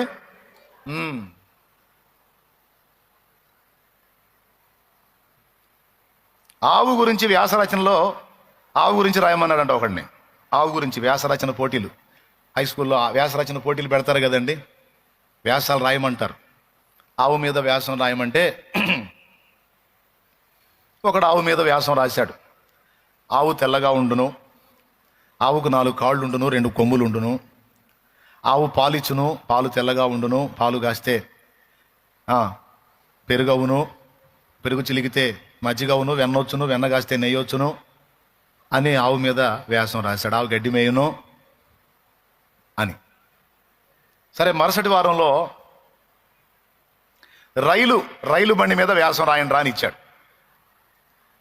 మళ్ళీ వీడు రైలు మీద వ్యాసం మొదలుపెట్టాడు. రైలు మీద వ్యాసం మొదలుపెట్టి, రైలు పట్టాల మీద నడుచును, రైలు అనేక బోగీలుగా ఉండును, రైల్లో కూర్చొని బయట వైపు చూస్తే పొలాలు కనపడును, పొలాల్లో ఆవు ఉండును, ఆవు తెల్లగా ఉండును, ఆవుకి 4 కాళ్ళు ఉండును, ఆవుకు 2 కొమ్ములు ఉండును, ఆవు పాలిచ్చును, పాలు కాగబెడితే పెరుగవును, పెరుగు చిలికితే మజ్జిగవును, మజ్జిగలో వెన్నొచ్చును, వెన్న కాస్తే నెయ్యి అవును అని మొదలుపెట్టాడు. మరి సరే, విమానం గురించి వ్యాసం రాయని రాని ఇచ్చారు.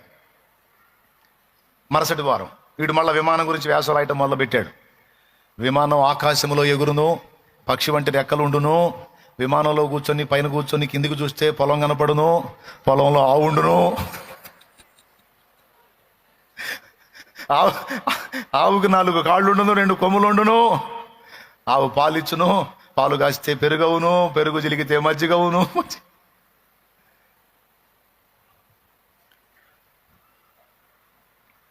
4వ వారం కొబ్బరి చెట్టు గురించి వ్యాసం రాయని రాని ఇచ్చారు. కొబ్బరి చెట్టు పొలాల మీద ఉండును, కొబ్బరి చెట్టు కొబ్బరికాయలు వచ్చును, కొబ్బరి మట్టలతో చీపురు పుల్లలు తీసి చీపురు కట్టలు చేయును, కొబ్బరి చెట్టు సమీపంలో ఆవు ఉండును, ఆవు తెల్లగా ఉండును, ఆవు పాలు. ఇక ఏదన్నా చెప్పు, నువ్వు కొబ్బరి చెట్టు అని చెప్పు, వాడు ఆవు దగ్గరికి పోతాడు. నువ్వు విమానం అని చెప్పు, వాడు విమానం నుంచి కిందికి చూసి ఆవు దగ్గరికి పోతాడు. నువ్వు రైలను ఆవు దగ్గరికి పోతాడు, నువ్వు కారును ఆవు దగ్గర, ఏదన్నా చెప్పు, నువ్వు ఏదన్నా చెప్పు, ఫైనల్లో వాడు ఎక్కడికి పోతాడు? అట్లుండాలి మనం. దేవునికి స్తోత్రం కలుగును గాక. ఏదన్నా చెప్పు, ఫైనల్ వచ్చేటప్పటికి ఎవరు ఉండాలి? యేసు, యేసు, యేసు, యేసు. ఆ విధంగా మనం అన్ని విషయాలలో విరగగొట్టబడటానికి దేవుడు మన విషయంలో జోక్యం చేసుకుంటాడు. ఎందుకు అంటే, మనం అడిగాం ప్రార్థనలో, దేవా నన్ను ఆశీర్వదించమని. అలా ఆశీర్వదించబడాలి, అనేకులకు ఆశీర్వాద కారణంగా మారాలి అంటే తప్పనిసరిగా మనల్ని దేవుడు ఆశీర్వాదానికి తగిన వారులనుగా తీర్చిదిద్దాలి. అందులో ప్రప్రథమంగా చేయాల్సింది ఏంటంటే, ఏవేవి మనకి ఆధారములై ఉన్నవో వాటన్నిటిని విర్రగొట్టాలి. చివరికి ఒకటే పాట, ఆధారం నాకు ఆధారం, నాకు తోడు నీడై ఉన్న నీ కృపయే ఆధారం, ఆశ్రయము నా ఆశ్రయము, ఆపత్కాలమందు నీ నామము ఆశ్రయము. ఓకేనా? చాలులే, మనకి టైం కావద్దు. చెప్పండి, ఇంక వేరే ఆధారం? అది ఒకటే ఆధారం. అనే మెట్టుకు నిన్ను తెస్తాడు అనే మెట్టుకు నిన్ను తెస్తాడు తమ్ముడు. అలా నిన్ను తీసుకొచ్చే ప్రక్రియలోనే నువ్వు ఆనుకున్నవన్నీ ఇరిగిపోతుంటాయి. ఇప్పుడు అర్థమైందా నీకు ఎందుకు ఇలాంటి దెబ్బలు తగులుతున్నాయో? అందుకే ఇక దేని మీద డిపెండ్ అవ్వకుండా పూర్తిగా అన్ని విషయములలో నువ్వు ఆయన మీద ఆనుకుని ఉండునట్లు నీ ఆధారములన్నీ విరగొట్టబడతాయి. ఇది 2 విధాలుగా జరిగింది ఇక్కడ, మీరు గమనించాలి. ఒకటి, ముందు ఆశీర్వదించి కొంతమందిని తర్వాత విరగొడతాడు. ఇది రొట్టె దగ్గర జరిగింది. కొంతమందిని ముందే విరగొట్టి తర్వాత ఆశీర్వదిస్తాడు. ఇది యాకోబు జీవితంలో జరిగింది. యాకోబు నన్ను దీవించితేనే గాని నిన్ను పోనీయను అన్నాడు. యాకోబు తొడ గూటి మీద కొట్టి యాకోబును విరగొట్టి ఆ తరువాత యాకోబును దీనునిగా చేసి ఆయన ఆశీర్వదించి వెళ్ళినట్లుగా మరి ఆదికాండంలో మనం చదువుతాం. ఇది మీకు తెలిసిన స్టోరీయే. కొంతమందినేమో ముందు ఆశీర్వదించి తర్వాత విరగొడతాడు. విరగొడుతున్నాడు అంటే అర్థమైంది, దేవునికి స్తోత్రం. ఆశీర్వదించాడు కాబట్టి చేతుల్లో తీసుకున్నాడు కాబట్టి విరగొడుతున్నాడు. కాబట్టి విరవబడుతున్న ప్రతి ఒక్కరికి ఉండాల్సిన అనుభవం ఏంటి? నేను ఆయన చేతుల్లో ఉన్నాను, ఆయన నన్ను ఆశీర్వదించి ఉన్నాడు. ఓకేనా? యాకోబుకేమో ముందు విర్రగొట్టి తర్వాత ఆశీర్వదించాడు. కొంతమందిని ముందు ఆశీర్వదించి తర్వాత విర్రగొడతాడు. దేవునికి స్తోత్రం. యాకోబుది కూడా అంతే జరిగింది. ముందు విర్రగొట్టి తర్వాత ఆశీర్వదించినట్టు కనపడుతుంది కదా. ఏం విర్రగొట్టాడు? తొడగూటి మీద కొట్టాడు. తొడగూడు వసిలింది. అతను కొంచెం అవిటివాడయ్యాడు, కుంటటం మొదలు పెట్టాడు. మీకు తెలుసా, తొడగూడు ఒక్కటి వసిలినందుకు యాకోబు దీనుడయ్యాడా, లేకపోతే ఆ తర్వాత ఏమన్నా జరిగిందా? మీకు తెలిసి దేవుడు అక్కడ కొట్టిన దెబ్బ ఒక్కటే, యాకోబు తొడగూటి మీద. కానీ మీకు తెలుసా, ఆ రోజు అలా కొట్టి యాకోబుని కాళ్ళ మీద పడేటట్టు చేసి ఆశీర్వదించి వెళ్ళాడు కదా. ఆ తరువాత యాకోబు జీవితంలో చేదైన అనుభవాలు స్టార్ట్ అయినాయి. ఇది వింతైన సంగతి. ఇప్పుడు దేవుడు తొడగూటి మీద కొట్టి ఆశీర్వదించి వెళితే లైఫ్ ఎలా ఉండాలి? సూపర్గా ఉండాలి. కానీ మీరు యాకోబు జీవితం చదవండి, అగచాట్లన్నీ అక్కడి నుంచే స్టార్ట్ అయినాయి. షెకెముకు పోతే దీనాని ఆయన కూతుర్ని షెకెమోడు పాడు చేయటం, యాకోబు కొడుకులు లేచి వాళ్ళందరినీ జావగొట్టడం అక్కడ జరిగింది. కూతురు లైఫ్ కొలాప్స్ అయింది. కూతురు పేరేందో? దీనా. స్తోత్రం. ఇంకక్కడి నుంచి ముందుకెళ్తే రూబేను తండ్రి పడకెక్కటం, తండ్రి ఉపపత్నిని వాడు రూబేను సమీపించడం, చేదేగా కన్న కొడుకు చేసిన గాయం. ఇంకా కొంచెం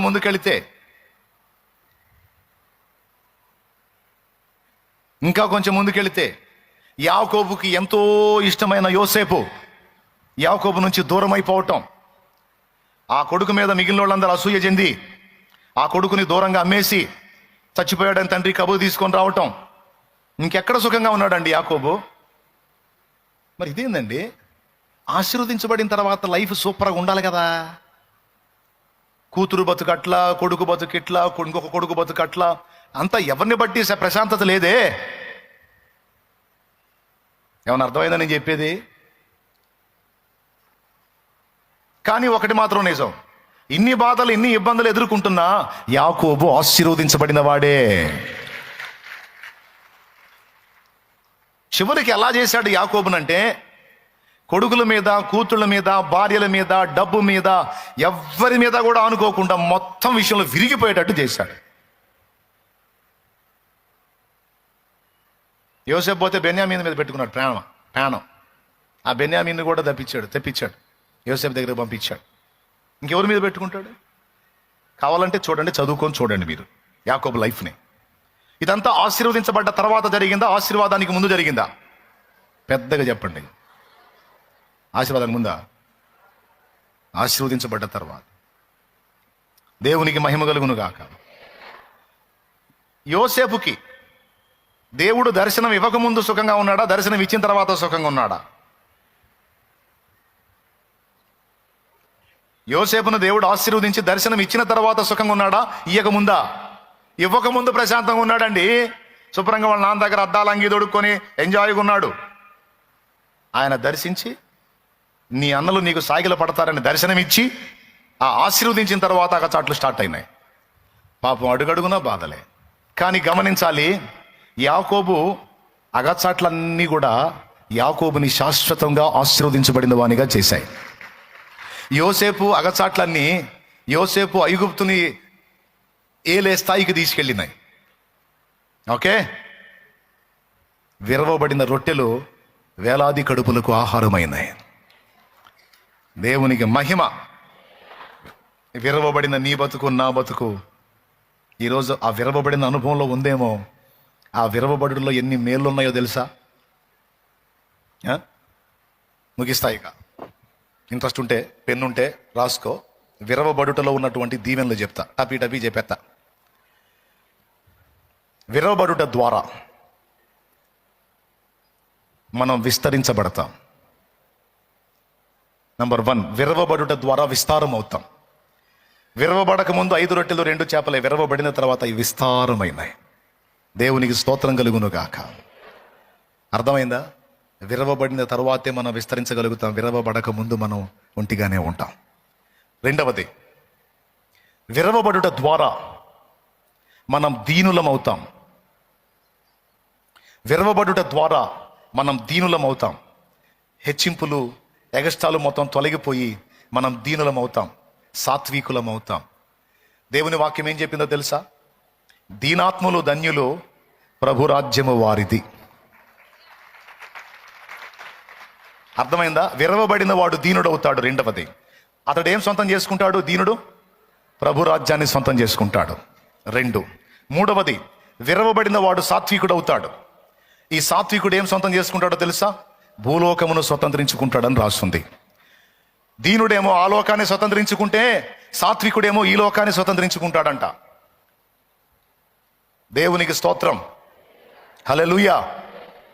నేను చెప్తున్నా, ఈరోజు నీకు కొద్ది గొప్ప భూమి ఉండొచ్చు. నా దేవుని ఎడల నీవు సాత్వికుడువై నడుచుకోగలిగితే విస్తారమైన భూమిని నీకు ఇవ్వగలడు ఆయన. ఎందుకంటే సర్వభూమి ఆయనదే, సర్వభూమి ఆయనదే. నాకు భూమి లేదు అని చింత నీకొద్దు. సాత్వికులు ధన్యులు, వాళ్ళు భూమిని స్వతంత్రించుకుంటారని రాస్తుంది గ్రంథంలో. ఈ భూలోకాన్ని కూడా నీవు స్వతంత్రించుకున్నట్లు నీవు సాత్వికుడవు కావాలి. సాత్వికుడవు కావాలంటే విరగొట్టబడాలి, లేకపోతే సాత్వికం రాదు. దేవునికి స్తోత్రం. విరగొట్టబడక ముందు మోషే మహా టెంపర్గా ఉన్నాడు. విరగొట్టబడిన తర్వాత దేవుడే చెప్పాడు మిక్కిలి సాత్వికుడు. మోషేని మిక్కిలి సాత్వికుడిని చేయటానికి 40 ఏళ్ళు తోమాల్సి వచ్చింది. దేవునికి స్తోత్రం. ఎన్నేళ్ళు? అది. మూడవది ఏం చెప్పాను? సాత్వికులు, విరవబడ్డవాడు సాత్వికుడు అవుతాడు, భూమిని గెలుచుకుంటాడు. 4వది, విరవబడిన వారు దేవునికి ఇష్టులు కాగలుగుతారు. ఆ మాట బైబిల్లో ఉంది. విరిగిన మనసు, నలిగిన హృదయం, నీకిష్టమైన బలియాగము. కీర్తనల గ్రంథము 56వ కీర్తన. కీర్తనల గ్రంథము 56వ కీర్తన ఒక్కసారి చూసుకో.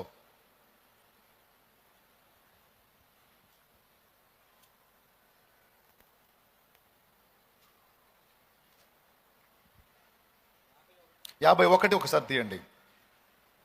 51, 16 చదువు. నీవు బలిని కోరువాడవు కావు, కోరిన ఎడల నేను అర్పించుదును. దహన బలి నీకు ఇష్టమైనది కాదు. 17 వచనం, విరిగిన మనస్సే దేవునికి ఇష్టమైన బలులు. దేవా, విరిగి నలిగిన హృదయమును నీవు అలక్ష్యము చేయవు. అది విరిగిన మనస్సే దేవునికి ఇష్టమైన బలులు.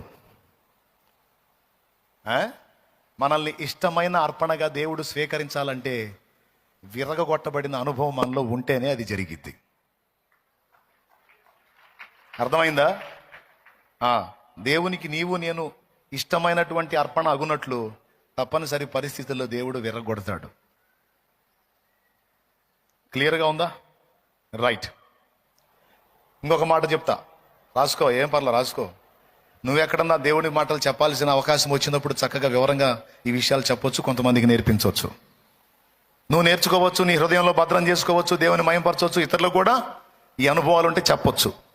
బతుకంతా వెంటనే కాదు, కాస్త నలుగురికి చెప్పేటట్టు తయారుగాండి. దేవునికి స్తోత్రం. ఏ పొద్దు వింటాం కాదు, ఎదుటోళ్ళు కూడా చెప్పాలి. 5వ విషయం చెప్తున్నా, విరగొట్టబడిన వానికే విధేయత ఉంటుంది. విరగొట్టబడుట ద్వారా విధేయత అబ్బుతుంది. అంటే ఏంటో తెలుసా? లోబడటం. విరగబడకపోతే లోబడరు. విరగొట్టబడిన వాడే లోబడతాడు, విధేయత చూపుతాడు.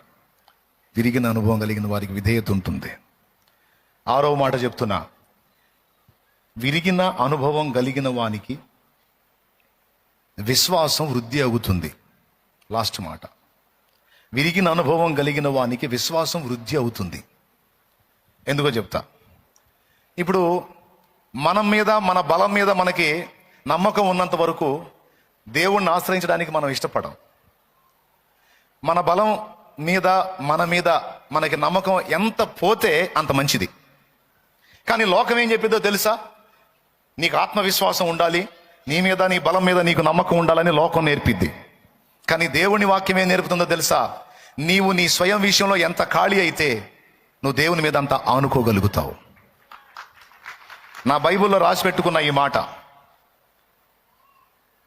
అర్థమైందా? నీ మీద నీకెంత అపనమ్మకం వచ్చిద్దో దేవుని మీద నీకంత నమ్మకం వచ్చింది. నీ మీద నీకు నమ్మకం ఉన్నంత వరకు నువ్వు దేవుని మీద నమ్మకం పెట్టుకోలేవు. నీ మీద నీకు నమ్మకం పోయిన నాడే గతి లేక, గత్యంతరం లేక, దిక్కు లేక ఖచ్చితంగా దేవుని దగ్గరికి వస్తావు నువ్వు. చప్పట్లు అవసరం లేదు, మీరు మ్యాటర్ రిసీవ్ చేసుకుంటే అంతే చాలు. నాకు అవసరం లేదు, బాగా కష్టపడి కొడుతున్నారులే, కానీ నేను చెప్పిన పాయింట్ తీసుకోండి, ఇక టైం లేదు. 6వ మాటగా నేను చెప్పిన మాట ఏంటంటే, విరిగిన వానికి విశ్వాసం వృద్ధి అవుతుంది, లేకపోతే విశ్వాసం డెవలప్ కాదు. విశ్వాసానికి కర్త, దాన్ని కొనసాగించువాడైన యేసయ్య మనల్ని, మనకు ఆధారమై ఉన్న వాటిని విరగొట్టి ఇక ఆయన మీద మనం ఆనుకునేటట్టు చేస్తాడు. దీనికి పక్కా సరిపోయే ఎగ్జాంపుల్ చాలాసార్లు మీకు చెప్పా. ఆ ఒక్క ఎగ్జాంపుల్ సూపర్గా సూట్ అయింది దీనికి. 4 కుర్రోళ్ళు నది ఒడ్డున స్తంభాలు బాతి బోర్డు పెడతారు. చూసారా మీరు ఎప్పుడన్నా? చూసారా? నది ఒడ్డున పెడతారు. వీళ్ళు ఏం చేశారు? కాస్త తిన్నారు కదా కుర్రోళ్ళు, వాడికి తెలియదు, ఒకటి చెవి తినడం. వాళ్ళు దిగారు. ఈత కొడతా ఒకడేం చేశాడంటే వాళ్ళు చెప్పిన హద్దు దాటి అవతలికి వెళ్ళాడు. విషయం ఏంటంటే వాడికి ఈత రాదు, పాడు రాదు. వాడు పెద్ద గజ ఈతగాళ్ళలాగా పోయాడు. వాస్తవానికి వాడు గజం ఈతగాడు. పోయాడు అవతలికి. పోయి ఇక కాళ్ళందట్లా గుంటాది. ఆడు మునుగుతున్నాడు, లెగుస్తున్నాడు, కేకలేస్తున్నాడు. వీళ్ళు ఒడ్డుకు బరిగెత్తారు, ఎందుకంటే వీళ్ళకి ఈత రాదు. వీళ్ళంతా స్తంభాలు యువతలోళ్లే, స్తంభాలు అవతలకి వెళ్ళకూడదు. వీళ్ళు వెళ్ళారు. ఒకడు వెళ్ళాడు, మిగిలిన వాళ్ళు ఒడ్డుకు బరిగెత్తారు. ఎందుకంటే అక్కడ ఇంకొక బోర్డు రాస్తుంది, ప్రమాదవశాత్తు ఎవరైనా ముంపునకు గురైతే ఇదిగో ఫలానా దగ్గర గజ ఈతగాళ్ళు ఉంటారు, మీరు వెళ్ళి వాళ్ళని అడగండి అని. ఈ ముగ్గురు ఆ గజ ఈతగాళ్ళు ఎక్కడుంటారో చూసుకొని ఆ గజ ఈతగాడు ఒకడు కనపడితే వాళ్ళ దగ్గరికి వెళ్ళారు. అతను ఎక్కడో లేడు, వాళ్ళు ఎదురుగానే ఉన్నాడు. ఆడు మునుగుతుంటే సొత్తానే ఉన్నాడు. చూస్తా వీళ్ళు పోయి, అయ్యా మీరు గజ ఈతగాడు? నేనే. ఏంటంట? అంటున్నాడు. కున్రాగాలు తీస్తున్నాడు. వాళ్ళ కడుపులో మండుతుంది. మా వాడు మునిగిపోతున్నాడు, మునుగుతున్నాడు, అయ్యా కొంచెం సాయం చేయ, వచ్చి మాకు ఈత రాదు వాడిని లాగాయా అంటున్నారు. నేను బాటలా మునుగుతున్నాడా? అరే ఎందుకు వెళ్ళాడు? వెళ్ళకూడదు కదా. సరేలే.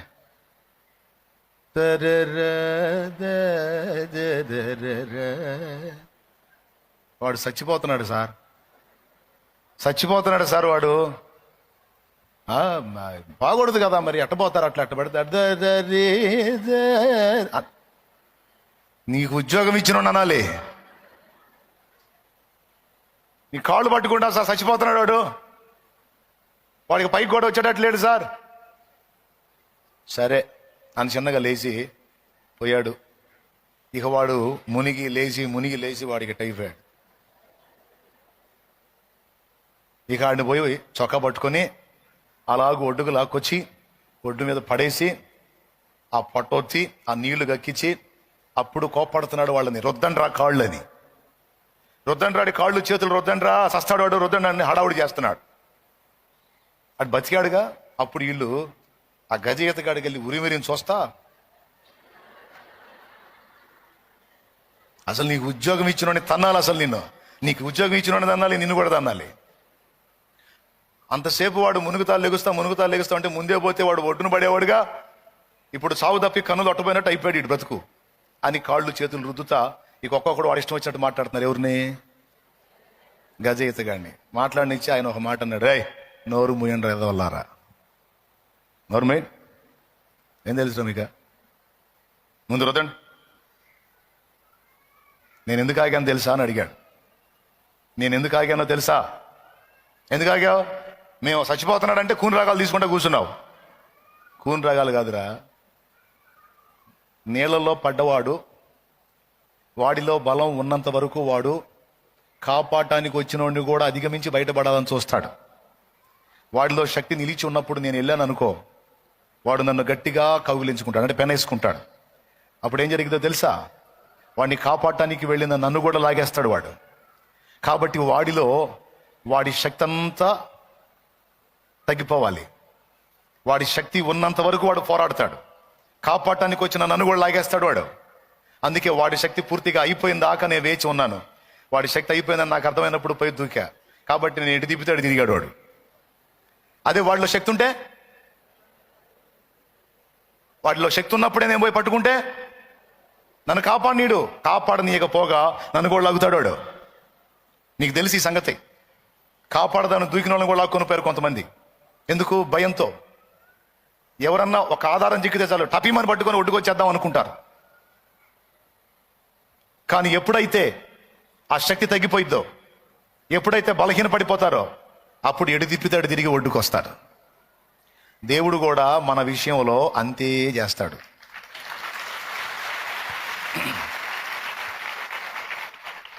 మన బలం మీద, మన జ్ఞానం మీద, మన శక్తి మీద, మన తెలివితేటల మీద, మన వాళ్ళ మీద మనకి విశ్వాసం ఉన్నంత వరకు మౌనం అవుతాడు. సరే కానీ అని అంత అయిపోయి దెబ్బతిని విరిగిపోయి ఆయనకి వెళ్ళి చూస్తారు చూడు, అప్పుడు లాగుతాడు బయటికి. నీ శక్తి నువ్వు కలిగి ఉండి, దాని మీద విశ్వాసం కలిగి ఉండి నువ్వు పోరాడినంత వరకు నీ సొంతంగా దేవుడు మౌనంగా ఉంటాడు. సరే కానీ అని సాయం చేయి ప్రభు అన్నావు అనుకో, తిప్పలు పడుతున్నావుగా, పడు. సొంతంగా ట్రై చేస్తున్నావుగా, ఏదో అవిడియాలు వేస్తున్నావుగా, ఎయ్యి వస్తే రా బయటికి. ఏమైందిరా? ఇప్పుడు ఏం చేయాలి మరి? మన అవిడియాలా లేకపోతే దేవుడా? ఆ దేవుడు కదలాలంటే మనం ఏం చేయాలి? మన మీద మనం, మన తెలివితేటల మీద, మన వారి మీద మనం విశ్వాసం పెట్టుకోవటం కాదు, మనం ఆయన మీద విశ్వాసం పెట్టాలి. ముందే ఒప్పుకోవాలి. ఏమని? నా చేత కాదు, నాకు తెలివి లేదు, నేనంత బలవంతురాల్ని, నా బలము నీవే, నా శక్తి నీవే, నా జ్ఞానము నీవే, నా ధైర్యం నీవే, నా విశ్వాసం నీ మీదనే ప్రభు అని నువ్వు ఎప్పుడైతే దేవుని మీద ప్రతి దానికి ఆనుకుంటావో, ఆధారపడతావో, ప్రతి విషయంలో రక్షణార్థమైన తన బాహు చాపి నిన్ను ఒడ్డుకు లాక్కొస్తాడు ఆయన. మానవ ప్రయత్నాలు సాగినంత వరకు దేవుడు మౌనం. నిన్ను తిట్టిన వాళ్ళని నువ్వు కూడా తిడతా ఉన్నావు అనుకో, దేవుడు సైడ్ అయిపోతాడు. తిట్టుకోమ్మా తిట్టు అని. నిన్ను తిడుతున్నా కూడా నువ్వు మౌనం వహించి దేవునికి వెళ్ళి చూసావనుకో, అప్పుడు ఆయన ఎంటర్ అవుతాడు. తిట్టేనోళ్ళు మూతపడేటట్టు ఆయన చేస్తాడు. నీ సొంతంగా నిన్ను నువ్వు సేవ్ చేసుకోవాలని, నిన్ను నువ్వు కాపాడుకోవాలని, నిన్ను నువ్వు బ్రతికించుకోవాలని నీ అంతటా నువ్వు పడే తిప్పలన్నిటినీ దేవుడు మౌనంగా గమనిస్తూ చూస్తూ ఉంటాడు. ఎప్పుడైతే నీ పని చాలించి దేవా అని ఆయన వైపు తిరుగుతావో అప్పుడు మాత్రమే ఆయన కదులుతాడు. నేను అందుకే ముందే చెప్తున్నాను, దేవుడు నీ పక్షమున కదులునట్లు పని చాలించు, నీ పని చాలించు. విశ్వాసంతో ఆయన ఎదుట మోకాళ్ళుని ప్రతి దానిని ఆయనకు అప్పగించు. ఆయన సర్వశక్తి గలవాడని నమ్మో. ఇప్పుడు నేను ఆఖరి మాట, నేను ఇన్ని సంవత్సరాల నా యాత్రలో నేను నేర్చుకుంది అదే, ఇప్పటికీ నేను ఫాలో అవుతుంది అదే. నేను రాసుకున్న పాటల్లోని ఆన్సర్ కూడా, సమాధానం కూడా అదే. ఇప్పటి వరకు నేను పొందుతున్న విజయాలన్నీ నా మీద నేను డిపెండ్ అయి పొందుతున్నాయి కాదు, నేను ఆయన మీద ఆనుకొని పొందుతున్నవే. నిజంగా మీకు అర్థమవుతుందో లేదో నాకైతే తెలియదు. అర్థమైతే మాత్రం ధన్యులే. ఎందుకంటే చాలాసార్లు నా సొంతానికి నేను ప్రయత్నం చేసి దెబ్బతిన్నాను. ఆఖరికి ఇక్కడ ప్రసంగానికి నిలబడేటప్పుడు కూడా నేను తెలియని వాడిని, జ్ఞానం లేని వాడిని, నా యందు కనికరపడి నీ బిడ్డలతో నువ్వు మాట్లాడు ప్రభువా అని మీ కళ్ళ ముందే ప్రార్థన చేసి వేడుకున్నాను. విన్నారు కదూ? ఏమని వేడుకున్నాను? దయచేసి నీ బిడ్డలతో నాతో కూడా మాట్లాడయ్యా, నాకేమీ తెలియదయ్యా అని వేడుకున్నాను. అంటే దాని అర్థం ఏంది? నేను ఆయన మీదే ఆధారపడుతున్నాను, నా చేత కాదని. అట్లా ప్రతి విషయంలో మోకాళ్ళలోని నువ్వు చేయాల్సింది ఆ పనే. పంటకు తెగులు వచ్చిందా? పొలంలో మోకాళ్ళు నువ్వు చేయాల్సింది ఆ పనే. మానవ ప్రయత్నాలు అన్నీ అయిపోయినాయి, ఇక నువ్వు కదిలి కార్యం చేస్తే తప్ప నాకు దిక్కు. ఆ పాడైపోయిన పొలంలోని నువ్వు మోకాళ్ళు నీ కన్నీరు విడు. ఒకటి నమ్ము, ఆయన సర్వశక్తి గల దేవుడు. అది ఏ తెగులన్నా వచ్చి పోని, దానిలో నుండే మళ్ళా మొలక వచ్చేటట్టు చేసి, మళ్ళా నీకు కొత్త చిగుర్లు వచ్చేటట్టు చేసి, నువ్వు ఆశించిన కాపు నీకు వచ్చేటట్టు ఆయన చెయ్యుటకు సమర్థుడు అని నువ్వు నమ్ము. అలా నమ్మితే నిజంగానే జరిగిద్ది అది. ఇంకేం వచ్చిందిలే, పోయిందిగా, ఇంకేం ప్రార్థన చేస్తాంలే అన్నయ్య, పోయిందిగా. నేను చెబుతున్నా, ఎండిపోయిన మోళ్లను కూడా మళ్ళా చిగురింప చేయగలిగిన దేవుడు ఆయన. హల్లెలూయా. ఎండిపోయిన మోడలను కూడా చిగురింపగల దేవుడు ఆయన. మన బ్రతుకులనే కాదు, మనం నాటిన మొక్కల్ని కూడా అలా బతికించగలడు. అలా చేశాడు. ఏ విషయంలోనైనా తమ్ముడు, చెల్లి, ముగిస్తున్నా ఇక. పద్దాకల సోది అనవసరం, డైరెక్ట్గా పాయింట్కి వచ్చా, చెప్పా. మైండ్కి తీసుకున్నావా బాగుపడతావు, లేకపోతే నీ కర్మ అనుభవించు, చేయగలిగింది ఏం లేదు. కానీ పని చాలించి ప్రయత్నాలు విరమించి ఆయన మీద విశ్వాసం ఉంచేది ఎవరో తెలుసా? విరిగినోళ్ళు, దెబ్బతిన్నోళ్ళు. నేను అందుకే ప్రతి చిన్నదానికి పెద్దాన్ని ప్రార్థన చేయండి రా అంట. వాళ్ళకి ఆశ్చర్యంగా ఉంటుంది, పెద్దానికి ప్రార్థన చేయమంటాడు ఏందని. మరి ప్రార్థన చేసి ఆయన మీద ఆధారపడిపోతే మన వల్ల ఏడైదిరా? ఆయన కదలాలి, ఆయన చేయాలి, ఏదైనా ఆయన చక్కబెట్టాలిరా. ఆయన చేయకపోతే మన వల్ల ఏది. పాట పాడేటప్పుడు ప్రార్థనే, ఓ పని మొదలు పెట్టేటప్పుడు ప్రార్థనే, ఉదయం లెగిస్తే ప్రార్థన, సాయంత్రం పడకెళ్తే ప్రార్థన, మధ్యలో ఖాళీ ఉంటే ప్రార్థన. పదా దేవుణ్ణి అడుగుదాం, దేవుణ్ణి గదిలిద్దాం, దేవుడి మీద అనుకుందాం, దేవుడి మీద ఆధారపడదాం.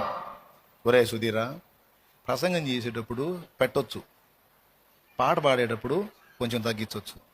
స్తోత్రం, హల్లెలూయా. పెద్ద అర్థమైందా?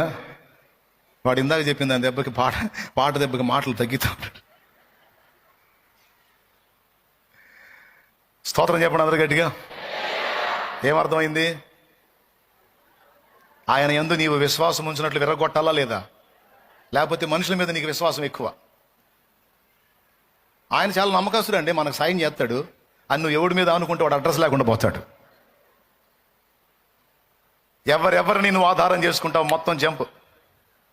ఎవ్వరొద్దు మనకు. ఆయన ఎవరైనా యేసయ్య, దేవునికి మహిమ. ఇంకలే టైం అయిపోయింది. ఎవరి మీద నువ్వు ఆనుకున్నా అంతే సంగతులు. నరులను ఆశ్రయించి శరీరులను తనకు ఆధారము చేసుకొని యెహోవా మీద నుండి తన ఆత్మను తొలగించుకున్నవాడు శాపగ్రస్తుడనుంది. మేలు వచ్చినప్పుడు అది వాడికి కనపడదనుంది. ఎవరిని ఆధారం చేసుకుందాం మనం? అది ఆయనే మన ఆశ్రయపురం.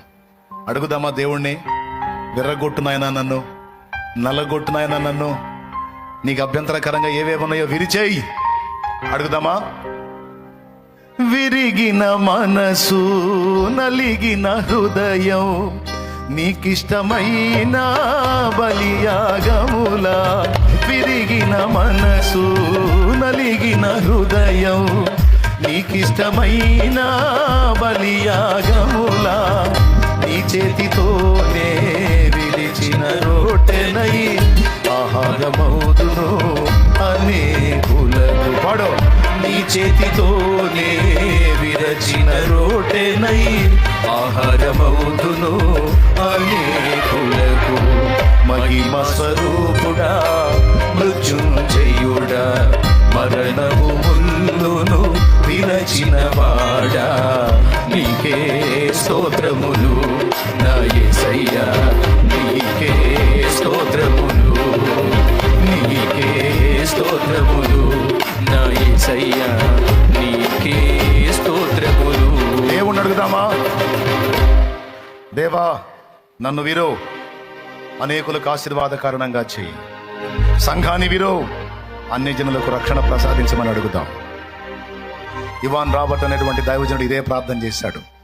దైవజనుడు, దేవా నన్ను వీరో సంఘాన్ని ఆశీర్వదించు, సంఘాన్ని వీరో సమాజాన్ని రక్షించు అని ప్రార్థన చేసేవాడు. ఈరోజు మనల్ని విరవమని అడుగుదాం. మనం ఎక్కడెక్కడ నేను దేని మీద ఆనుకుంటున్నానో, దేన్ని బట్టి అతిశయపడుతున్నానో, ఏ మనిషి మీద ఆనుకుంటున్నానో, నా జ్ఞానం మీద ఆనుకుంటున్నాను, ఎక్కడ ఆనుకుంటున్నానో నన్ను విర్రగొట్టు, నన్ను విర్రగొట్టు, నన్ను విరు, నన్ను నలగొట్టు, నన్ను నీకు ఇష్టుడిగా ఇష్టురాలిగా చెయ్యి, నన్ను నీకు ఇష్టమైన దానిగా ఇష్టమైన వాడిగా చెయ్యి. నా కర్మగాలి, నా బుద్ధి గడ్డి తిని నేను నా మీదనో ఇతరుల మీదనో ఆనుకున్నాను. నన్ను క్షమించు ప్రభువా. ఇక ఈ జీవితకాలం నేను నీ మీదనే ఆనుకుంటాను, ఇక నీ మీదే ఆధారపడతాను, నీ వైపే చూస్తాను, నీకే మొర్ర పెడతాను.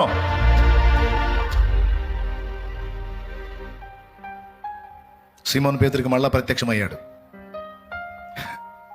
సీమోను, నన్ను ప్రేమిస్తున్నావా అన్నాడు.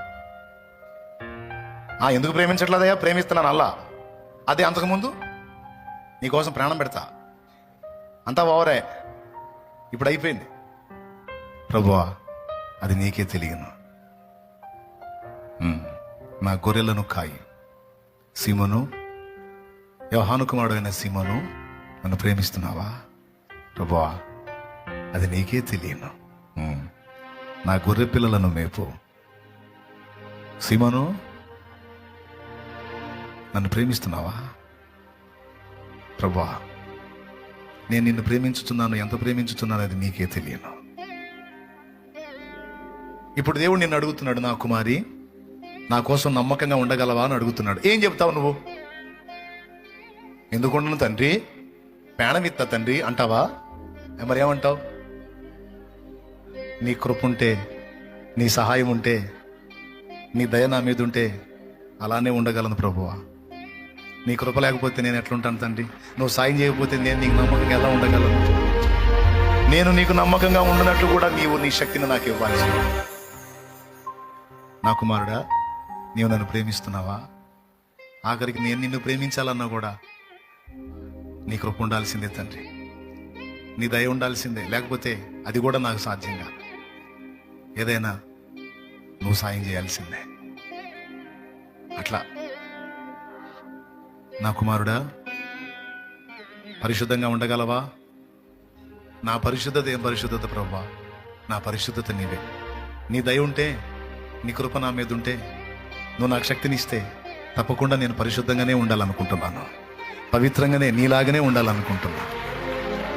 అయితే అందుకు నా శక్తి చాలదు, నీ శక్తి నాకు కావాలి తండ్రి అని నువ్వు అడగా. ఇట్లా ప్రతి విషయంలో విరిగిన వాళ్ళు ఏమంటారు?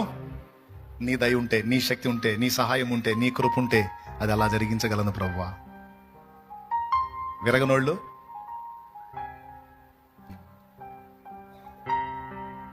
ఫోన్ చేస్తారు, కొంతమంది ఫోన్లో ఆన్సర్ ఇస్తారు, సాయంత్రం 4 గంటలకల్లా వచ్చేస్తానంటారు. నేను పక్కన ఉన్నాను అనుకో, చెబుతా 4 గంటలకు వచ్చేస్తాను అనగానే వాడికి వెళ్ళి చూస్తా, నేను వెళ్తావా అంట. వెళ్తాను అంటాడు. ఒరే, ప్రభు దయ లేకపోతే మధ్యాహ్నమే యాత్ర ముగిసిద్దిరా. కాబట్టి చెప్పాల్సింది ఏంటంటే, నా ప్రభు చిత్తం అయితే 4 వస్తానని చెప్పాలిరా. ప్రభు సెలవు లేక మాట ఇచ్చి నెరవేర్చేవాడు ఎవర్రా? ప్రభువుని ముందు పెట్టండి రా నాయన, ప్రభు వైపు చూడండి రా నాయన అని చెబుతా. మీకు బాగా అర్థమైంది అనుకుంటాను. మరి నిజంగా అర్థమైతే చేతులు ఎత్తండి. ఇప్పుడు మనస్ఫూర్తిగా ప్రార్థన చేస్తా. పరిశుద్ధ తండ్రి, నీ బిడ్డలకి ఈరోజు విరిగిన అనుభవం యొక్క అవసరత, విరిగిన అనుభవంలో ఉన్న ఆశీర్వాదం ఏమిటో వివరించాను. మా జీవితాల్లో కొన్ని విరిగిన అనుభవాలు ఇప్పటికే చవి చూశాం, ఇంకా విరగొట్టబడతానే ఉన్నాం. దీన్ని బట్టి మేము నీ చేతుల్లో ఉన్నామని స్పష్టంగా అర్థమైంది. ఏమి ఇబ్బంది లేదు, విరగొట్టు నాయన, నలగొట్టు, విరు, ఆశీర్వదించు, అనేకులకు ఆహారముగా చెయ్యి. వేల వేల వేల వేల మనుషులకు దీవెనకరంగా, లక్షలాది మనుషులకు దీవెనకరంగా, కోట్లాది మనుషులకు దీవెనకరంగా మా బ్రతుకులను మార్చు.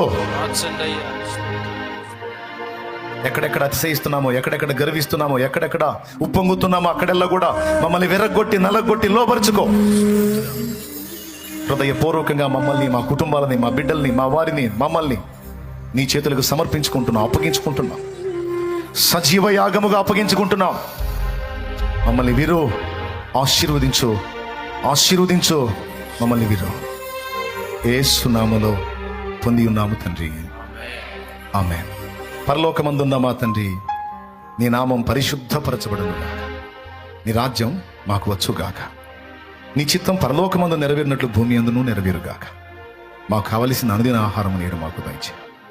మా పట్ల అపరాధం చేసిన వారిని మేము క్షమించున్న రీతిని మా అపరాధములు క్షమించు. మమ్మల్ని శోధంలోనికి తేక దుష్టి నుండి, కీడు నుండి తప్పించు. ఎందుచేతననగా రాజ్యము, బలము, మహిమ, శక్తి సర్వం నిరంతరం నీవై ఉన్నావు తండ్రి, ఆమేన్. మన తండ్రి అయిన దేవుని ప్రేమ, ఆయన ప్రియమైన కుమారుడు, మనందరి ప్రాణప్రియుడైన యేసయ్య శాశ్వత నిత్య కృప, పరిశుద్ధాత్మతోడి మనోహర దివ్య సహవాసం, సమాధానం సమకూడిన మనకు సకల పరిశుద్ధులకు సార్వత్రిక సంఘమంతటికి సదాతోడే మనందరూ నిత్యత్వంలో చేరు పర్యంతము మనల్ని నడిపించునుగాక, ఆమేన్. ప్రవేశ రక్తమునకు చేయి ప్రభా, నీ బిడ్డలు విశ్వాసంతో తెచ్చిన ఆ నూనె నీ శక్తితో నింపి, రోగులైన వారికి, దయ్యపు పీడితులైన వారికి అది రాసి ప్రార్థించడం ద్వారా విడుదల, స్వస్థత కలిగించు. మా బిడ్డల్ని వట్టి చేతులతో పంపించొద్దు. వారు పోవచ్చు ఉండగా శుభవార్తలు వారికి వినబడాలి, మేలుకరమైన సందేశాలు వారి దృష్టికి రావాలి. వారి చేతుల్లో ఉన్న నూనె నీ శక్తితో నింపబడాలి. వారి దేహాలోకంలో, నీ ప్రపంచంలో నీతో 4 దినములు సమృద్ధిగా గడపడానికి మాకు సహాయం చేయమని యేసు నామములో పొంది ఉన్నాము తండ్రి, ఆమేన్. ఎన్ని రోజులు కూటాలు? ఒక రోజు ఎన్ని సంవత్సరాలు? పెద్దగా చెప్పండి. రైట్. ఇప్పుడు 4 రోజులు మనం గడిపితే ఎన్ని ఆశీర్వాదం మనకు వస్తుంది? నేను చెప్పానా? బైబిల్లో ఉందా అది? కాబట్టి మనం మిస్ అవ్వద్దు. ఇప్పటి నుంచే సిద్ధపడదాం ఆ రోజుకి. కృప మనందరికీ తోడై ఉండును గాక. ప్రార్థన ముగించబడింది. ప్రశాంతంగా ఒక ముద్ద తిని ఆ మీటింగ్ గ్రౌండ్లో ఏదన్నా పరిచర్య ఉంటే చూసుకోండి, అప్పుడు ఇంటికి పోండి. పోయేటప్పుడు జాగ్రత్త, బైకుల మీద హెల్మెట్లు పెట్టుకొని పోండి. ఎట్లా పడితే అట్లా పోయి ప్రమాదకరంగా పోయి మొహాలు బగలు కొట్టుకొని నాకు సీదర చేయొద్దు. నిదానంగా, చిన్నగా, జాగ్రత్తగా వెళ్ళండి. అసలుగా ఈరోజు అన్న విరగొట్టుకోమని చెప్పాడని విరగొట్టుకునేరు. నువ్వు విరగొట్టుకోవడం కాదు, అవసరమైనప్పుడు దేవుడు విరగొడతాడని చెప్తున్నాను నేను. దేవునికి స్తోత్రం. ఎట్ట పడితే అట్ట పోయి ఎర్రగొట్టుకొని హాస్పిటల్లో పడి శాలేమన్నా దేవుడు ఎర్రగొట్టాడని మాకు. కొంతమంది ఎట్ట పడితే అట్ట పోయి ఎర్రగొట్టుకొని ఆ మాట మాట్లాడతారు. అట్ట చేయొద్దు, జాగ్రత్తగా వెళ్ళండి. తిరిగి ఇల్లు జాగ్రత్తగా చేరండి. God bless you. మీ అందరికి వందనాలు. లైవ్లో, జూమ్లో ఉన్న బిడ్డలకు కూడా హృదయపూర్వక వందనాలు. విన్న విషయాలు ధ్యానించుకొని దేవుని చేతికి మిమ్మల్ని మీరు అప్పగించుకొని ధన్యులు కండి. విరవబడిన వారై, విధేయులై, విశ్వాస వీరులై, ప్రభుకిష్టులై, అనేకులకు ఆశీర్వాదకరమై విస్తరించుదురు గాక. మనం విస్తరించుదుము గాక. ఆమేన్. God bless you. మీ అందరికీ వందనాలు. సెలవు.